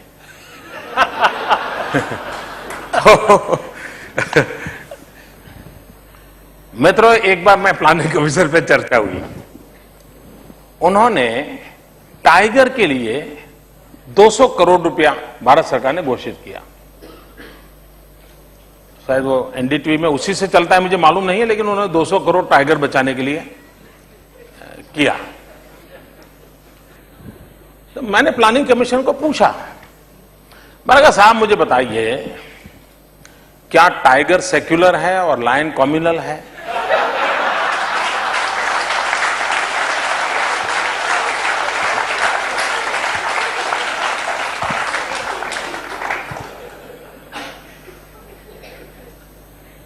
टाइगर को 200 करोड़ रुपया, लायन को कुछ नहीं। टाइगर की संख्या कम हो रही है, लायन की संख्या बढ़ रही है। उन्होंने कहा मोदी जी आपकी बात सही है, यानी वो दूसरे वाली नहीं, पहले वाली। आपको हैरानी होगी, प्लानिंग कमीशन सहमत हुआ, उसने भारत सरकार को चिट्ठी लिखी, कुछ नहीं करवा पाए जी। तो वही तो सवाल, वही मैं उसी पर आ रहा हूं, आपके मन की बात को मैं अपने तरीके से। मित्रों, व्यवस्था हो या ना हो बात का विषय है, कम से कम जो हो वो तो इफेक्टिव हो। शुरू वहीं से होता है, फिर जरूरत पड़ी तो उसमें बदलाव लाए, जरूरत हो उसमें को बंद करे, जरूरत पड़ी उसमें काट छांट करे, वो बात के विषय है। लेकिन आप अच्छा ठीक है अरे ठीक है, आप टाइगर का कर लीजिए, देखेंगे, लायन का बाद में देखेंगे, वो अमिताभ बच्चन देखेंगे, वो हमारे जाकर के घूम रहे हैं, कुछ दिन तो गुजारो गुजरात में। तो ये समस्याएं हैं, लेकिन बदलाव, हमारा अनुभव है जी, बदलाव लाया जा सकता है। हम ऐसी इंस्टीट्यूशंस को भी विकसित कर सकते हैं जिसके कारण, अब जैसे मैंने एक विषय रखा था, मुझे एक दिन हमारे फॉरेन सेक्रेटरी मिल गए।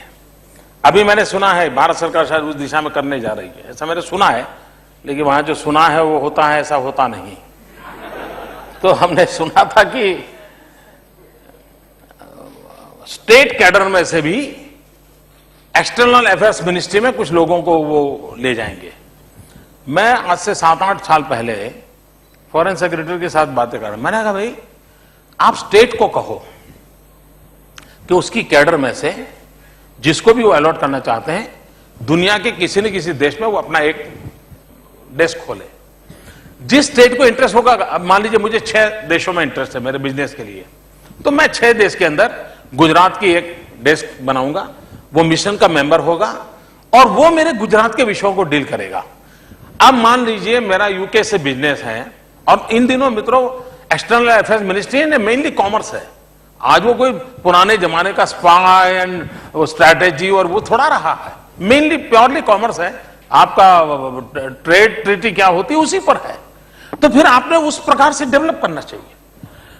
हमने कहा कि आप हमको दीजिए, मैं अगर 6 देशों में करना है तो आई विल टेक केयर, और सिंपली हमारे लोगों, अच्छा हमारे लोग भी तैयार होंगे, तो वहां के लोगों को गुजरात से जो डील करना है वो इतने ढंग से होगा, उसके मन में गुजरात के बने हिंदुस्तान के लिए अच्छी छवि बन गई, यार हिंदुस्तान गया तो मेरा काम हो गया, तो हमारी एक अच्छा प्रभाव पैदा होता है। उन्होंने कहा मोदी जी तो बढ़िया विचार है। मैं वो ही वॉज फॉरेन सेक्रेटरी, बोले मैं इसको कुछ ना कुछ करूंगा। मैंने कहा मेरा दूसरा विचार है। बोले क्या? मैंने कहा हमारे देश में मान लीजिए 30 राज्य ऐसे हैं जिसके अंदर कुछ ना कुछ पोटेंशियल है, कम से कम दुनिया के 30 देश जिनके वोट की कीमत हर एक की समान है, और जब इंटरनेशनल फोरम में आपको वोट चाहिए तो यही लोग हैं वोट देते हो, अफ्रीका का हो, छोटा हो, गरीब हो, कोई भी हो, उसकी वोट की कीमत समान है। हमने कहा आप हिंदुस्तान के एक एक राज्य को एक स्टेट जोड़ दीजिए, एक कंट्री को एक स्टेट हमारा, उसको थोड़ा फाइनेंस भी कीजिए, उस कंट्री का कोई भी गेस्ट आएगा वो राज्य में जरूर जाएगा, इस राज्य के लोग उस कंट्री में जाएंगे। अगर मान लीजिए हमारा नागालैंड दुनिया के किसी एक देश के साथ लगाव बना लेता है, आप मुझे बताएंगे इतना बड़ा देश एक्सटर्नल अफेयर्स मिनिस्ट्री के बिना 30 देशों का ख्याल रख सकता है कि नहीं रख सकता है, और वो आगे चल करके हमारे काम आ सकते हैं। अब चीजों को बदलने को तैयार नहीं है जी, और मैं मानता हूं बदला जा सकता है, और इसलिए चाहे वरना क्या कारण है जी कि अब देखिए चाइना, अफ्रीकन कंट्रीज के 40 देशों के लोगों को लेकर के चाइना में अफ्रीका की कॉन्फ्रेंस करता है और वो अपना रुतबा जमाता है वहां। हिंदुस्तान इस स्पर्धा में अगर पीछे रह जाएगा तो क्या बात बनेगी। और इसलिए मैं कहता हूं कि हमने व्यवस्थाओं में, अब ये जरूरी नहीं है कि हम मिशन खत्म कर दें, ऐसा मैं नहीं कह रहा हूं, लेकिन हम मिशन को मोड़ सकते हैं, जोड़ सकते हैं, इवॉल्व कर सकते हैं हम। और ये बात मान के चलिए, आज एक्सटर्नल अफेयर्स मिनिस्ट्री का मेन काम है ट्रेड ट्रीटी का। एकदम निकट के पड़ोसी हैं वो इश्यू अलग होते हैं, तो आप उसके दो हिस्से करिए। जो सराउंडिंग कंट्रीज हैं जिसके अलग इश्यूज हैं उसको हैंडल करने की एक अलग व्यवस्था कीजिए। और पूरे विश्व के अंदर आपको दोस्ती बनानी होती है, उसमें किसी को कोई प्रॉब्लम नहीं होता है, तो उसको अलग दिशा करिए और इन चीजों को किया जा सकता है। एक विषय मैं सोच रहा था आप जरूर उसको लाएंगे, लेकिन आप उसके बारे में बिल्कुल नहीं बोले, तो मैं उसको सवाल में उठाता हूं। एक पब्लिक सेक्टर प्राइवेटाइजेशन का विषय, अगेन आप ही की सरकार थी जिसने हिंदुस्तान में प्राइवेटाइजेशन किया, लेकिन और किसी ने नहीं किया। बैल्को हो, बीएसएनएल हो, ये सब एनडीए सरकार में प्राइवेटाइज हुए थे। ये क्या कारण है कि गुजरात में आप बहुत ही सक्सेसफुल पब्लिक सेक्टर अंडरटेकिंग चलाते हैं लेकिन उनका प्राइवेटाइज नहीं करते? जहां तक सिद्धांत का सवाल है, मैं एनडीए के उस सिद्धांतों से सहमत हूं और वाजपेयी जी की सरकार ने जो इनिशिएटिव लिया था, मैं 100% उसका पक्षकार हूं। गुजरात में तत्कालीन स्थिति में हमें एक नया मॉडल इवॉल्व करना बहुत आवश्यक था। जिन दिनों में मुख्यमंत्री का पद लिया तब हमारे सभी पीएसयूज करीब करीब डूब चुके थे, घाटे में चल रहे थे, उसको ताले लगाने की नौबत आई थी। शेयर में बाजार में वो 15-17 रुपए में हमारे शेयर बिक रहे थे। तो हमारे सामने दो ऑल्टरनेट थे। एक मॉडल है हमारे देश में, या तो पीएसयूज को ताला लगा दो, दूसरा मॉडल है पीएसयूज को बेच दो। ये दो चीजें हैं। हमने सोचा फॉर टाइम बीइंग इवन हमने तीसरा मॉडल देना चाहिए और बड़े सक्सेसफुली हमने तीसरा मॉडल दिया है। और वो मॉडल ऐसा है जिसमें हमने प्रोफेशनलिज्म ऑफ द पीएसयूज, इस पर हमने बल दिया। पॉलिटिकल इंटरफेरेंस बंद हो, पॉलिटिकल इंटरवेंशन बढ़े। एक कुछ लोग कहते हैं ना कि भाई फलानी सरकार अच्छी क्यों चल रही है, तो बोले पॉलिटिकल इंटरफेरेंस नहीं है। मैं उसका पक्षकार नहीं हूं। हमारे देश में पॉलिटिकल इंटरफेरेंस स्थिति बिगाड़ता है, लेकिन पॉलिटिकल इंटरवेंशन स्थितियां सुधारता है। और आज मैं यहां गुड गवर्नेंस की चर्चा कर रहा हूं, गवर्नमेंट की चर्चा कर रहा हूं। मैं दिल्ली में रहने वाले लोगों को पूछा, दुनिया की सबसे बड़ी गवर्नमेंट कहां है? दुनिया की दिल्ली में है। सेंट्रल गवर्नमेंट है, स्टेट गवर्नमेंट है, कॉर्पोरेट, इतने छोटे से शहर में इतनी सारी सरकारें हैं। आप सुरक्षित है? आप संतुष्ट है? ये मार्जिन है। और मित्रों, जैसे मिनिमम गवर्नमेंट मैक्सिमम गवर्नेंस की चर्चा जरूरी है, इसलिए जहां नो गवर्नमेंट नो गवर्नेंस, वो भी एक बड़ा चिंता का विषय है। लेकिन मोदी जी, लेकिन पीएसयू प्राइवेटाइजेशन ये मैं आपको अब आपने उनको दूसरा हमने उसको टर्न अराउंड किया है और मैंने एक कमिटी बनाई। अब उसको प्राइवेटाइज करेंगे। हमने एक कमिटी बनाई है और वो भी न्यूट्रल लोग हैं, सरकार का कोई रोल होना चाहिए। हमने उसकी कैटेगरी की है।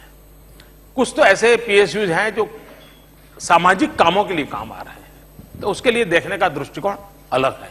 जो व्यापारिक कामों है वो दृष्टिकोण अलग है। और उस कमेटी के सुझावों के आधार पर हम भविष्य में अपनी रणनीति बनाएंगे और हम पीएसयू के प्राइवेटाइजेशन के पक्षकार हैं और मुझे विश्वास है कि गुजरात उस मॉडल को भी करके दिखाएगा। क्योंकि लेकिन हम पक्के गुजराती है। हम पक्के बिजनेसमैन हैं, हमारी रगों में बिजनेस दौड़ता है। हम घाटा नहीं होने देंगे। सरकार में हूं तो भी साहब मैं मुनाफा करके छोड़ूंगा। चलिए, अच्छा, एक और आपने जो उदाहरण दिया वो बॉयलर इंस्पेक्टर्स का और लिफ्ट इंस्पेक्टर्स का, तो एक तो मुझे बताएं जो उनका काम खत्म हो गया तो फिर आपने उनको कहां अब्सॉर्ब करा? और लार्जर उसमें क्वेश्चन है लेबर रिफॉर्म का। देखिए कि सरकार में आप किसी को हटा तो नहीं सकते। अच्छा सवाल है। जैसे हमारे यहां हमने ऑक्ट्रॉय नाबूद किया। गुजरात इज स्टेट जहां पर ऑक्ट्रॉय नहीं है, न बड़े शहरों में नहीं है, कहीं नहीं है। अब ऑक्ट्रॉय पर जो स्टाफ बैठता था तो हमने वो ऑक्ट्रॉय के स्टाफ का क्या उपयोग करना उसका एक मॉडल बनाया और उसको ज्यादातर हमने सोशल सेक्टर में लगाया और उससे हम काम लेना शुरू किया। तो उसी प्रकार से जब एक जगह हम किसी को घर तो भेज नहीं सकते, उनका हम कहीं कहीं उपयोग करते हैं, उनको लगाते हैं। और दूसरा है, कभी कभी ये इस प्रकार की इंडस्ट्री बंद होती है, उनको प्राइवेट में जॉब बहुत मिल जाता है जी। अगर वो ज्यादा उम्र नहीं हो गई और हेल्दी है तो बहुतों को काम मिल जाता है। तो आज वो नौकरी जाएगी वगैरह स्थिति नहीं है। अब मैं हमारे यहां इलेक्ट्रिसिटी कंपनी का बताऊं, हिंदुस्तान की सभी इलेक्ट्रिसिटी कंपनियां घाटे में हैं। एक बार इस देश के प्रधानमंत्री को 15 अगस्त को लाल किले पर से, ये हमारे इलेक्ट्रिसिटी की कंपनियां हैं, उसके बड़ी पीड़ा व्यक्त करनी पड़ी थी। कितने हजार करोड़ लाल किले पर से भाषण किया करना पड़ा था। हमारे गुजरात में भी 2,500 करोड़ का घाटा था जीईबी का, गुजरात इलेक्ट्रिसिटी बोर्ड का। उसको हमने अनेक प्रकार से उसमें बदलाव लाए। डिस्ट्रीब्यूशन सिस्टम अलग कर दी हमने, जनरेशन वाला अलग कर दिया, सारा टेक्नोलॉजिकली जो करना चाहिए टेक्नोलॉजी का अपग्रेडेशन किया कंपनियां की। सारे मुलाजिमों को पूछा, अच्छा बताओ तुमको कहां जाना है। 4-4 कंपनियां अलग कर दी। अभी भारत सरकार ने बेस्ट परफॉर्मिंग कंपनियों को अवार्ड देने के लिए कार्यक्रम बनाया। उस पत्र देखने जैसा है राजदीप। तो भारत सरकार ने लिखा है कि जिन राज्यों ने अच्छा परफॉर्म किया उनका सम्मान करेंगे। और यहां दिल्ली में हमारे लोग बड़े उत्साह से आए। तो क्या है देखो, जब रिजल्ट आया तो चारों कंपनियां A+ गुजरात की आई, तो मंत्री श्री कार्यक्रम छोड़ के चले गए। उनको स्वागत करने का कार्यक्रम कैंसिल हो गया जी, कैंसिल हो गया। अब देश का भला हो रहा हो तो हमने एक बड़े दिल के साथ इन चीजों को बल देना पड़ेगा, तो अच्छा करने का भी माहौल बनेगा, अच्छा करने का माहौल बनेगा। तो लेबर रिफॉर्म की जो बात है, अब उसमें आप, मैंने और चंद्रबाबू नायडू ने, हाँ, आप फ्लेक्सिबिलिटी के फेवर में हैं, हायर फायर के फेवर में। I am coming to the point. I am sorry, मैं तुरंत बोल देता हूं नहीं, क्योंकि मुझे अंदाज आ जाता है आप क्या कहेंगे। लेकिन आपके लिए ये जरूरी है कि आपका सवाल पूरा हो। मुझे समझ आएगा वो पूरा नहीं है, बता दीजिए ताकि। हाँ। लेबर, हाँ, ये सही बात है कि सबके ध्यान में आना चाहिए आपके मन में क्या है। क्योंकि लेबर रूल्स जो इंडिया के हैं वो कई लोग मानते हैं कि इतने रिजिड हैं, जिससे एक लेबर एरिस्टोक्रेसी सी बन गई है कि जो तो ऑर्गेनाइज्ड लेबर है उसको तो आप ना निकाल सकते हो, लेकिन 10% ऑफ इंडियाज वर्कफोर्स सिर्फ लेबर ऑर्गेनाइज्ड लेबर है, 90% अनऑर्गेनाइज्ड है। अगर आप उसको थोड़ा फ्लेक्सिबल लेबर रूल बनाएंगे तो 90% वाला भी जो है वो ऑर्गेनाइज्ड लेबर फोर्स में आ सकता है। और अगर आपको बहुत बड़ा मैन्युफैक्चरिंग बेस इस कंट्री में बनाना है तो आपको अपने लेबर रूल्स को फ्लेक्सिबल बनाना पड़ेगा। तो क्या आप फेवर में हैं? मैं बताता हूं, हिंदुस्तान का कोई भी राजनीतिक दल लेबर को नाराज करके राजनीति नहीं कर सकता। हर एक को उसको साथ रखना पड़ेगा। लेकिन कुछ लोगों के लिए लेबर एक पॉलिटिकल इंस्ट्रूमेंट है, कुछ लोगों के लिए लेबर एक डेवलपमेंट इंस्ट्रूमेंट है। वो विकास का साधन है, कुछ लोगों को राजनीति करने का साधन है। ये दो हमारे यहां खेमे हैं। कुछ लोग उन लेबरों से आंदोलन करवाना, हड़तालें करवाना, यही काम करते रहते। कुछ लोग उन लेबर से देश निर्माण का काम करते थे। ये सीधा सीधा फर्क है। और ऐसी स्थिति, इतना बड़ा देश, इतनी विविधताएं, हम एक डंडे से चीज को नहीं चला सकते। तो जब चंद्रबाबू चीफ मिनिस्टर थे और मैंने और चंद्रबाबू ने और वाजपेयी जी की सरकार थी, और मोस्ट प्रोबेबली इट वाज 2003, हम लोग कश्मीर में पहली बार एनडीसी की मीटिंग की थी, नेशनल डेवलपमेंट काउंसिल की। It was there in Srinagar. और पहली बार एनडीसी की मीटिंग को दिल्ली के बाहर ले गए थे और वाजपेयी जी का एक बहुत अच्छा इनिशिएटिव था। उसमें हमने ये विषय रखा था कि क्यों न हम लेबर को कंकरेंट लिस्ट से स्टेट लिस्ट में लाए। जिस राज्य को रिफॉर्म करना होगा, जिसको जरूरत होगी वो करेगा, जिसको जरूरत नहीं होगी वो नहीं करेगा, और जो करेगा वो सारे पॉलिटिकल रिस्क खुद बेयर करेगा। इसलिए पॉलिटिकल प्लस माइनस वो देखेगा, करेगा। और मैं नहीं मानता हिंदुस्तान में आज की लोकशाही की वाइब्रेंसी को देखते हुए कोई किसी का बुरा करके चुनाव जीत सकता है। इसलिए लेबर का एक्सप्लॉयटेशन वाला मुद्दा कहीं नहीं आएगा। ये मेरा विश्वास है। तो कैसे करेंगे आप? कुछ लोग कहते हैं कि अगर आप जो एग्जिस्टिंग लेबर कॉन्ट्रैक्ट है उनको तो मत हाथ नहीं लगा सकते, जैसे आपने बोला नहीं लगा सकते, मैं बता और लगाना भी नहीं चाहिए। कंकरंग लिस्ट से स्टेट लिस्ट में लाते हैं तो पहली बात है, भारत सरकार ने सरकारिया कमीशन को लागू करना चाहिए। सरकारिया कमीशन का रिपोर्ट 30 साल से आया हुआ है, उसमें लिखा गया है every year that should be mechanism, जहां स्टेट के ग्रीवेंसीज एंड सेंटर के बीच डायलॉग का एक मैकेनिज्म होना चाहिए। नहीं हुआ।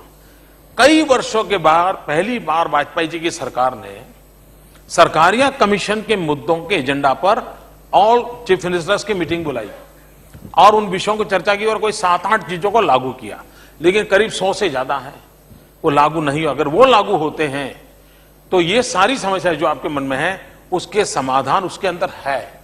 उसके बाद अभी पुंछ कमेटी बनी, जस्टिस पुंछ कमेटी में भी सेंटर स्टेट रिलेशन के रिपोर्ट दिया है और मैं मानता हूं बाय एंड लार्ज सभी पॉलिटिकल पार्टी को एक्सेप्ट हो बने और बड़े प्रैक्टिकल सुझाव हैं, लेकिन उसको भी भारत सरकार दबा करके बैठ गई है। जब तक हम सेंटर स्टेट रिलेशन के इन चीजों को रिजॉल्व नहीं करते हैं तब तक हम अपने आप समस्या का समाधान नहीं कर पाएंगे, क्योंकि इसका संबंध सबके साथ जुड़ा हुआ है।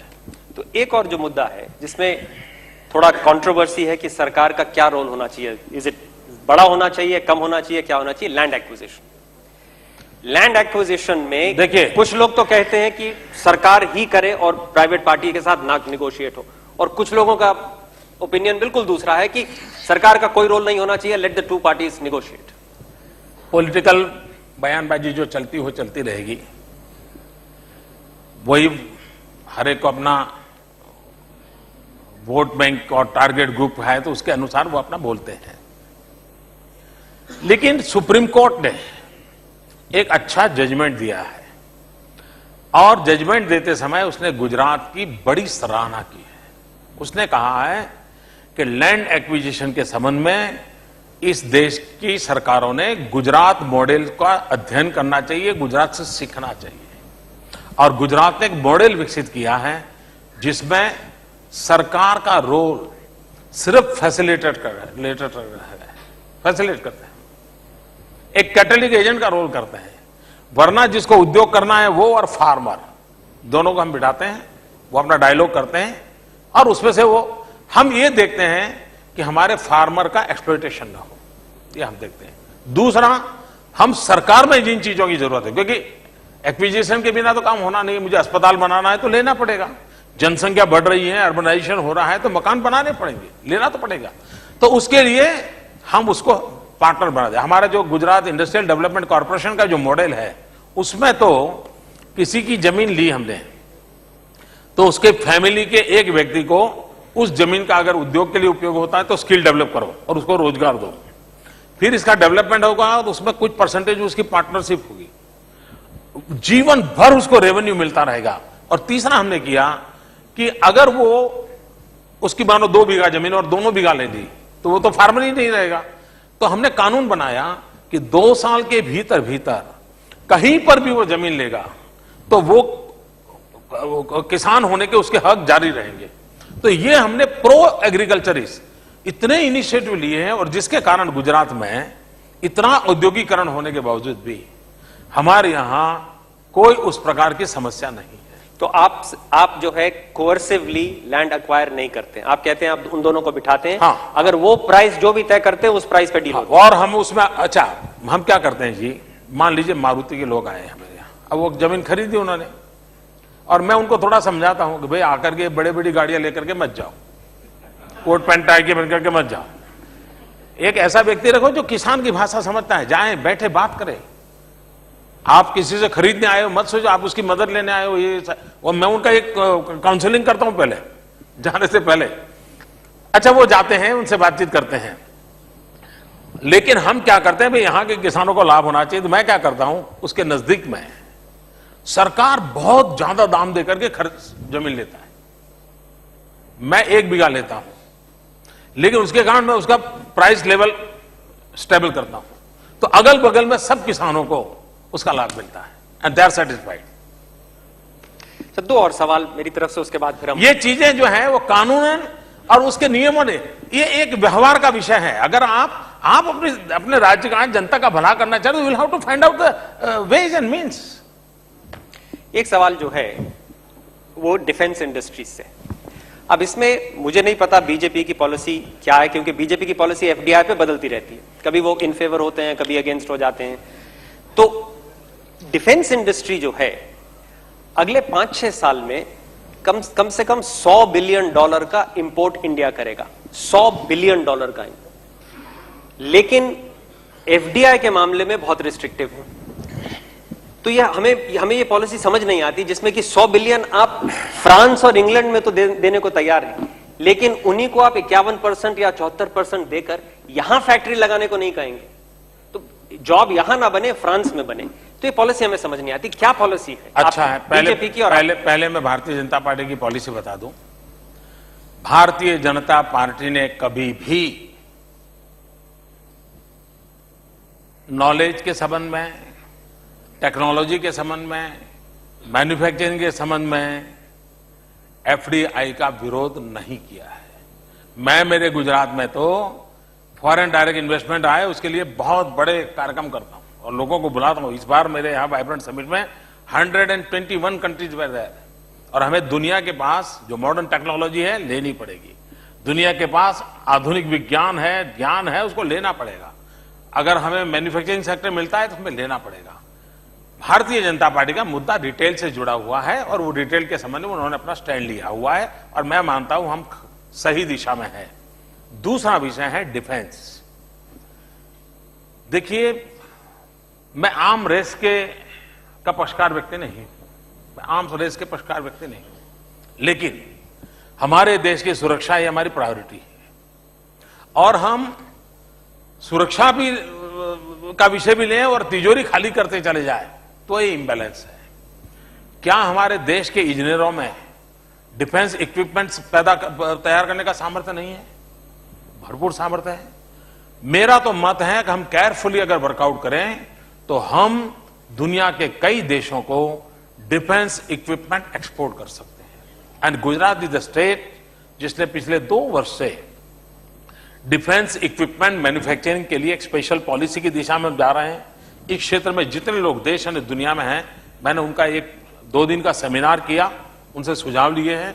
हम एक पॉलिसी बना रहे हैं और हम स्पेशल इंसेंटिव्स, मेरे गुजरात में इंसेंटिव यानी जो और जगह पे लुटा दो वाला मामला है, मेरे यहां नहीं है, कानूनन व्यवस्था है। तो उस प्रकार से हम करके हम डिफेंस इक्विपमेंट मैन्युफैक्चरिंग को बल देना चाहते हैं और हम चाहते हैं कि भारत तो अपने सेल्फ सफिशिएंट बने, एट द सेम टाइम हम टारगेट करें दुनिया के देशों को हमारे इक्विपमेंट एक्सपोर्ट करने। अभी हमने हमारी इंजीनियरिंग कॉलेजेस हैं, उसमें हमने इंजीनियरिंग में डिफेंस इक्विपमेंट को लेकर के कोर्सेज, ह्यूमन रिसोर्स डेवलपमेंट का काम ऑलरेडी हमने शुरू किया है। अब हम चाहते हैं, और मैंने अभी किया था, हिंदुस्तान से और बाहर से करीब 150 के करीब लोग आए थे मेरे यहां। आप मुझे बताइए साहब, आज भी हमारे यहां आर्मी के जरूरी जो ट्रक हैं वो हम बाहर से लाए, ये दिमाग में बैठता है क्या? नहीं तो एफडीआई में क्या पॉलिसी है ये तो बताएं ना। इंडिजिनस मैन्युफैक्चर तो खैर बिल्कुल, उसका तो कोई नहीं कह नहीं सकता। नहीं, देखिए अच्छा है, उसमें 30-70 का नियम है, तो आपको एफडीआई मिलने वाली है और आएंगे। मैंने विदेश के लोगों को बुलाया। नहीं तो क्या 51% एफडीआई? मैं बताता हूं, आज दुनिया के जो देश फॉरेन डिफेंस इक्विपमेंट मैन्युफैक्चरिंग करते हैं उनको भी चीप लेबर की जरूरत है, उनको भी उनका प्रोडक्शन कॉस्ट कम करना है। जैसे और कार मैन्युफैक्चरिंग के लोग हिंदुस्तान के अंदर आना चाहते हैं ताकि उनको चीप लेबर मिले, उनको अच्छा कॉस्ट ऑफ प्राइस कम हो और रिसेशन के टाइम में एक अच्छी व्यवस्था हो, ये जैसे उनकी इच्छा है वैसे डिफेंस इक्विपमेंट मैन्युफैक्चरिंग वालों को भी है। और भारत सरकार का जो अभी कानून बना है उसके कारण उनको लोकल पार्टनरशिप से ये काम किया और उसमें एफडीआई लगेगी, आपको विदेशी टेक्नोलॉजी की लगेगी, आपको विदेश के मैन्युफैक्चरिंग सेक्टर को भी लाना पड़ेगा, तो तब जाकर के होगा। कार में तो हुआ क्योंकि आपने 100% अलाउ कर दिया, लेकिन डिफेंस में तो अभी 26 पे अटके हुए हैं। इसलिए अगर जरूरत पड़ी तो हमारी सरकार पार्टनर बनेगी। My state is ready to do that. अगर मैं पीएसयू प्राइवेटाइजेशन के पक्ष का हूं, लेकिन अगर हमारे भारत की सुरक्षा के क्षेत्र में गुजरात आर्थिक रूप से बोझ वहन करके भी कुछ कंट्रीब्यूट करता है तो Gujarat is ready to do that. एक आखिरी सवाल मेरी तरफ से, और वो है एग्रीकल्चर। अब आप समझिए कि हिंदुस्तान का सबसे प्राइवेटाइज्ड अगर कोई सेक्टर है तो वो एग्रीकल्चर है, क्योंकि छोटा किसान है, प्राइवेट उसकी होल्डिंग है, लेकिन सबसे ज्यादा अगर कंट्रोल सरकार का कहीं पे है तो एग्रीकल्चर में है। आप क्या बनाते हो, कितना बनाते हो, किस दाम पे बनाते हो, किसको बेचोगे, इंटरस्टेट मूवमेंट कर पाओगे या नहीं कर पाओगे, सब कुछ सरकार कंट्रोल करती है। तो एग्रीकल्चर डीकंट्रोल पे आपका क्या विचार है?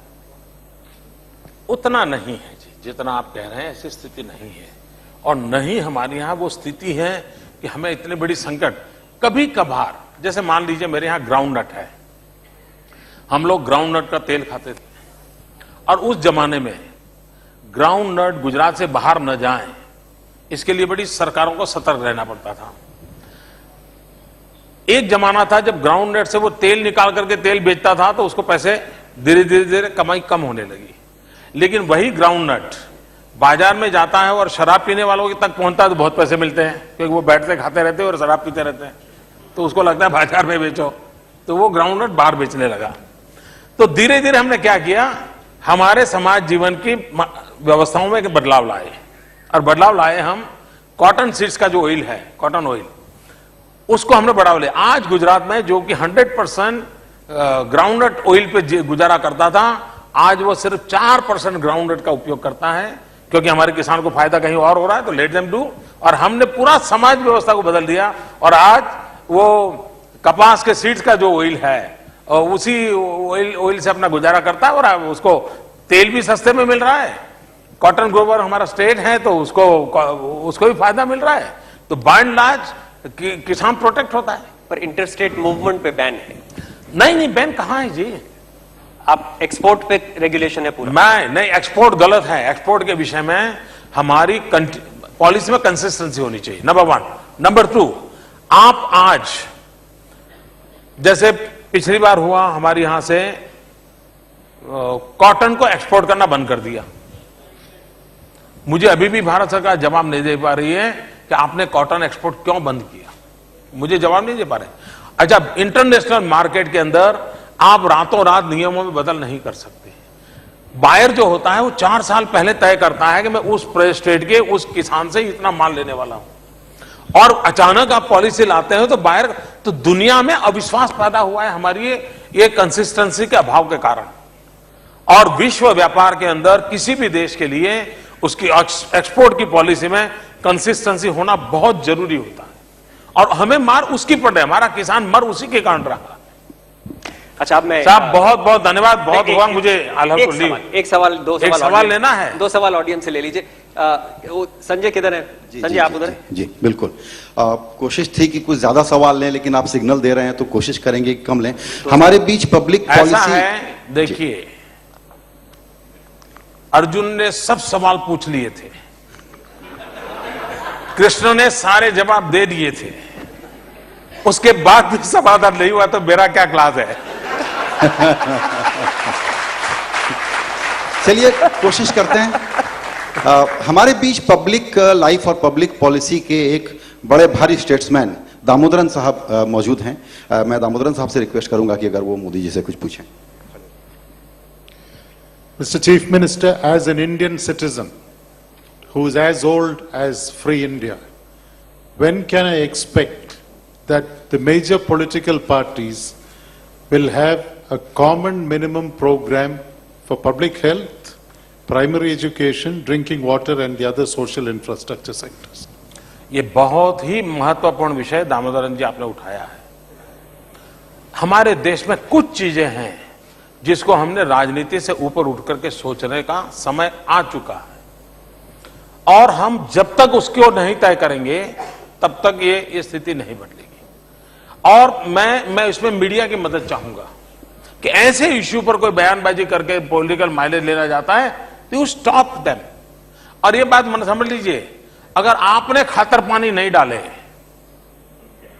आपने घास चारा नहीं डाला, तो साहब धीरे धीरे धीरे सब ठीक हो जाएंगे।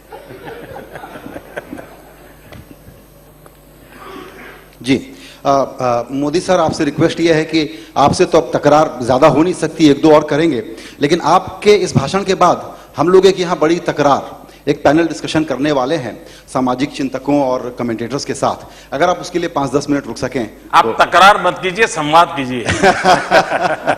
दूसरा मुझे सवाल जाना पड़ रहा है, मुझे कलकत्ता पहुंचना है, इसलिए। सुमंत सिन्हा हमारे साथ हैं, आपका सवाल। Sir, good evening sir. Sir, I wanted to ask you कि अगर बीजेपी की सरकार अगर आए इस इलेक्शन के बाद, तो ऐसे कौन से 3 या 4 इकोनॉमिक रिफॉर्म्स हैं जिसको आप सबसे पहले इम्प्लीमेंट करना चाहेंगे? देखिए, हमारे देश में कभी कभी क्या हो रहा है कि डिलीवरी सिस्टम को करेक्ट करने को भी इकोनॉमिक रिफॉर्म बताया जा रहा है। आप लोगों ने 50 साल जो गलतियां की, उस गलतियों को ठीक करें, उसको भी रिफॉर्म बताया जा रहा है। और उसके कारण मैं समझता हूं कि हमारे यहां ये रिफॉर्म शब्द जो है वो बड़ा ही वेग शब्द हो गया है, बहुत ही वेग शब्द हो गया। अब जैसे, हां, मैं ये मानता हूं भाई, टैक्सेशन सिस्टम में आमूलचूल अगर आप परिवर्तन करते हैं, या इन्वेस्टमेंट पॉलिसी आमूलचूल पूर्व परिवर्तन करते हैं, अब लाइसेंस राज अगर आप खत्म करते हैं, तो ये चीजें हैं जो रिफॉर्म के क्षेत्र में आएगी। लेकिन अगर आप डिलीवरी सिस्टम को करेक्ट करोगे और कहेंगे हम बड़े रिफॉर्म ला रहे हैं, या आप तिजोरी खाली करने का कोई कार्यक्रम करते हो कि चलिए अभी 50,000 करोड़ यहां फेंक देंगे तो गाड़ी चल जाएगी, फिर 6 महीने के बाद तिजोरी में भर गया, अरे यार 50,000, ये कोई आर्थिक कार्यक्रम नहीं है। ये चैरिटेबल ट्रस्टों के काम है, और भारत सरकार, मुझे माफ करना मित्रों, ये हो रहा है। ये चीजें कम से कम बंद करें हम, तो भी बहुत बड़ा रिफॉर्म होगा जी। और ये एक रिफॉर्म काफी है। तो अब हमने एक सिक्योरिटी बिल की तरफ आपका इशारा था क्या? नहीं, मैंने उस विषय को नहीं 50,000 करोड़ मैंने विषय नहीं कहा है, मैंने उस विषय की जी, चर्चा नहीं। एक सवाल पब्लिक पॉलिसी और एक सवाल कॉर्पोरेट हिंदुस्तान से आया। एक युवा उद्यमी का एक सवाल आना चाहिए, चूंकि आपने कहा था IT plus IT is equal to IT, उसी से जुड़ा हुआ है। अचन सर, मेरा सवाल आपसे है, आज भारत में एक लार्ज पोर्शन पॉपुलेशन का युवा है, और आज का युवा बड़ा असंतोष है कि आसपास क्या हो रहा है, एट्रोसिटीज और बहुत सारी प्रॉब्लम, उसके लिए क्या संदेश है आपका? देखिए, असंतोष का प्रकटीकरण युवा ज्यादा करता होगा, लेकिन असंतोष सब दूर है। 80 साल के सीनियर सिटीजन को भी है, और स्कूल में एडमिशन पाने वाले बच्चे को भी है। तो असंतोष का माहौल सब दूर है, और उसका एक मूल कारण है there is no government, there is no governance. ये स्थिति है। अगर हम इस पर बल दें तो अपने आप इस असंतोष की स्थिति को हम संतोष में और धीरे धीरे सहभागिता की ओर हम ले जा सकते हैं।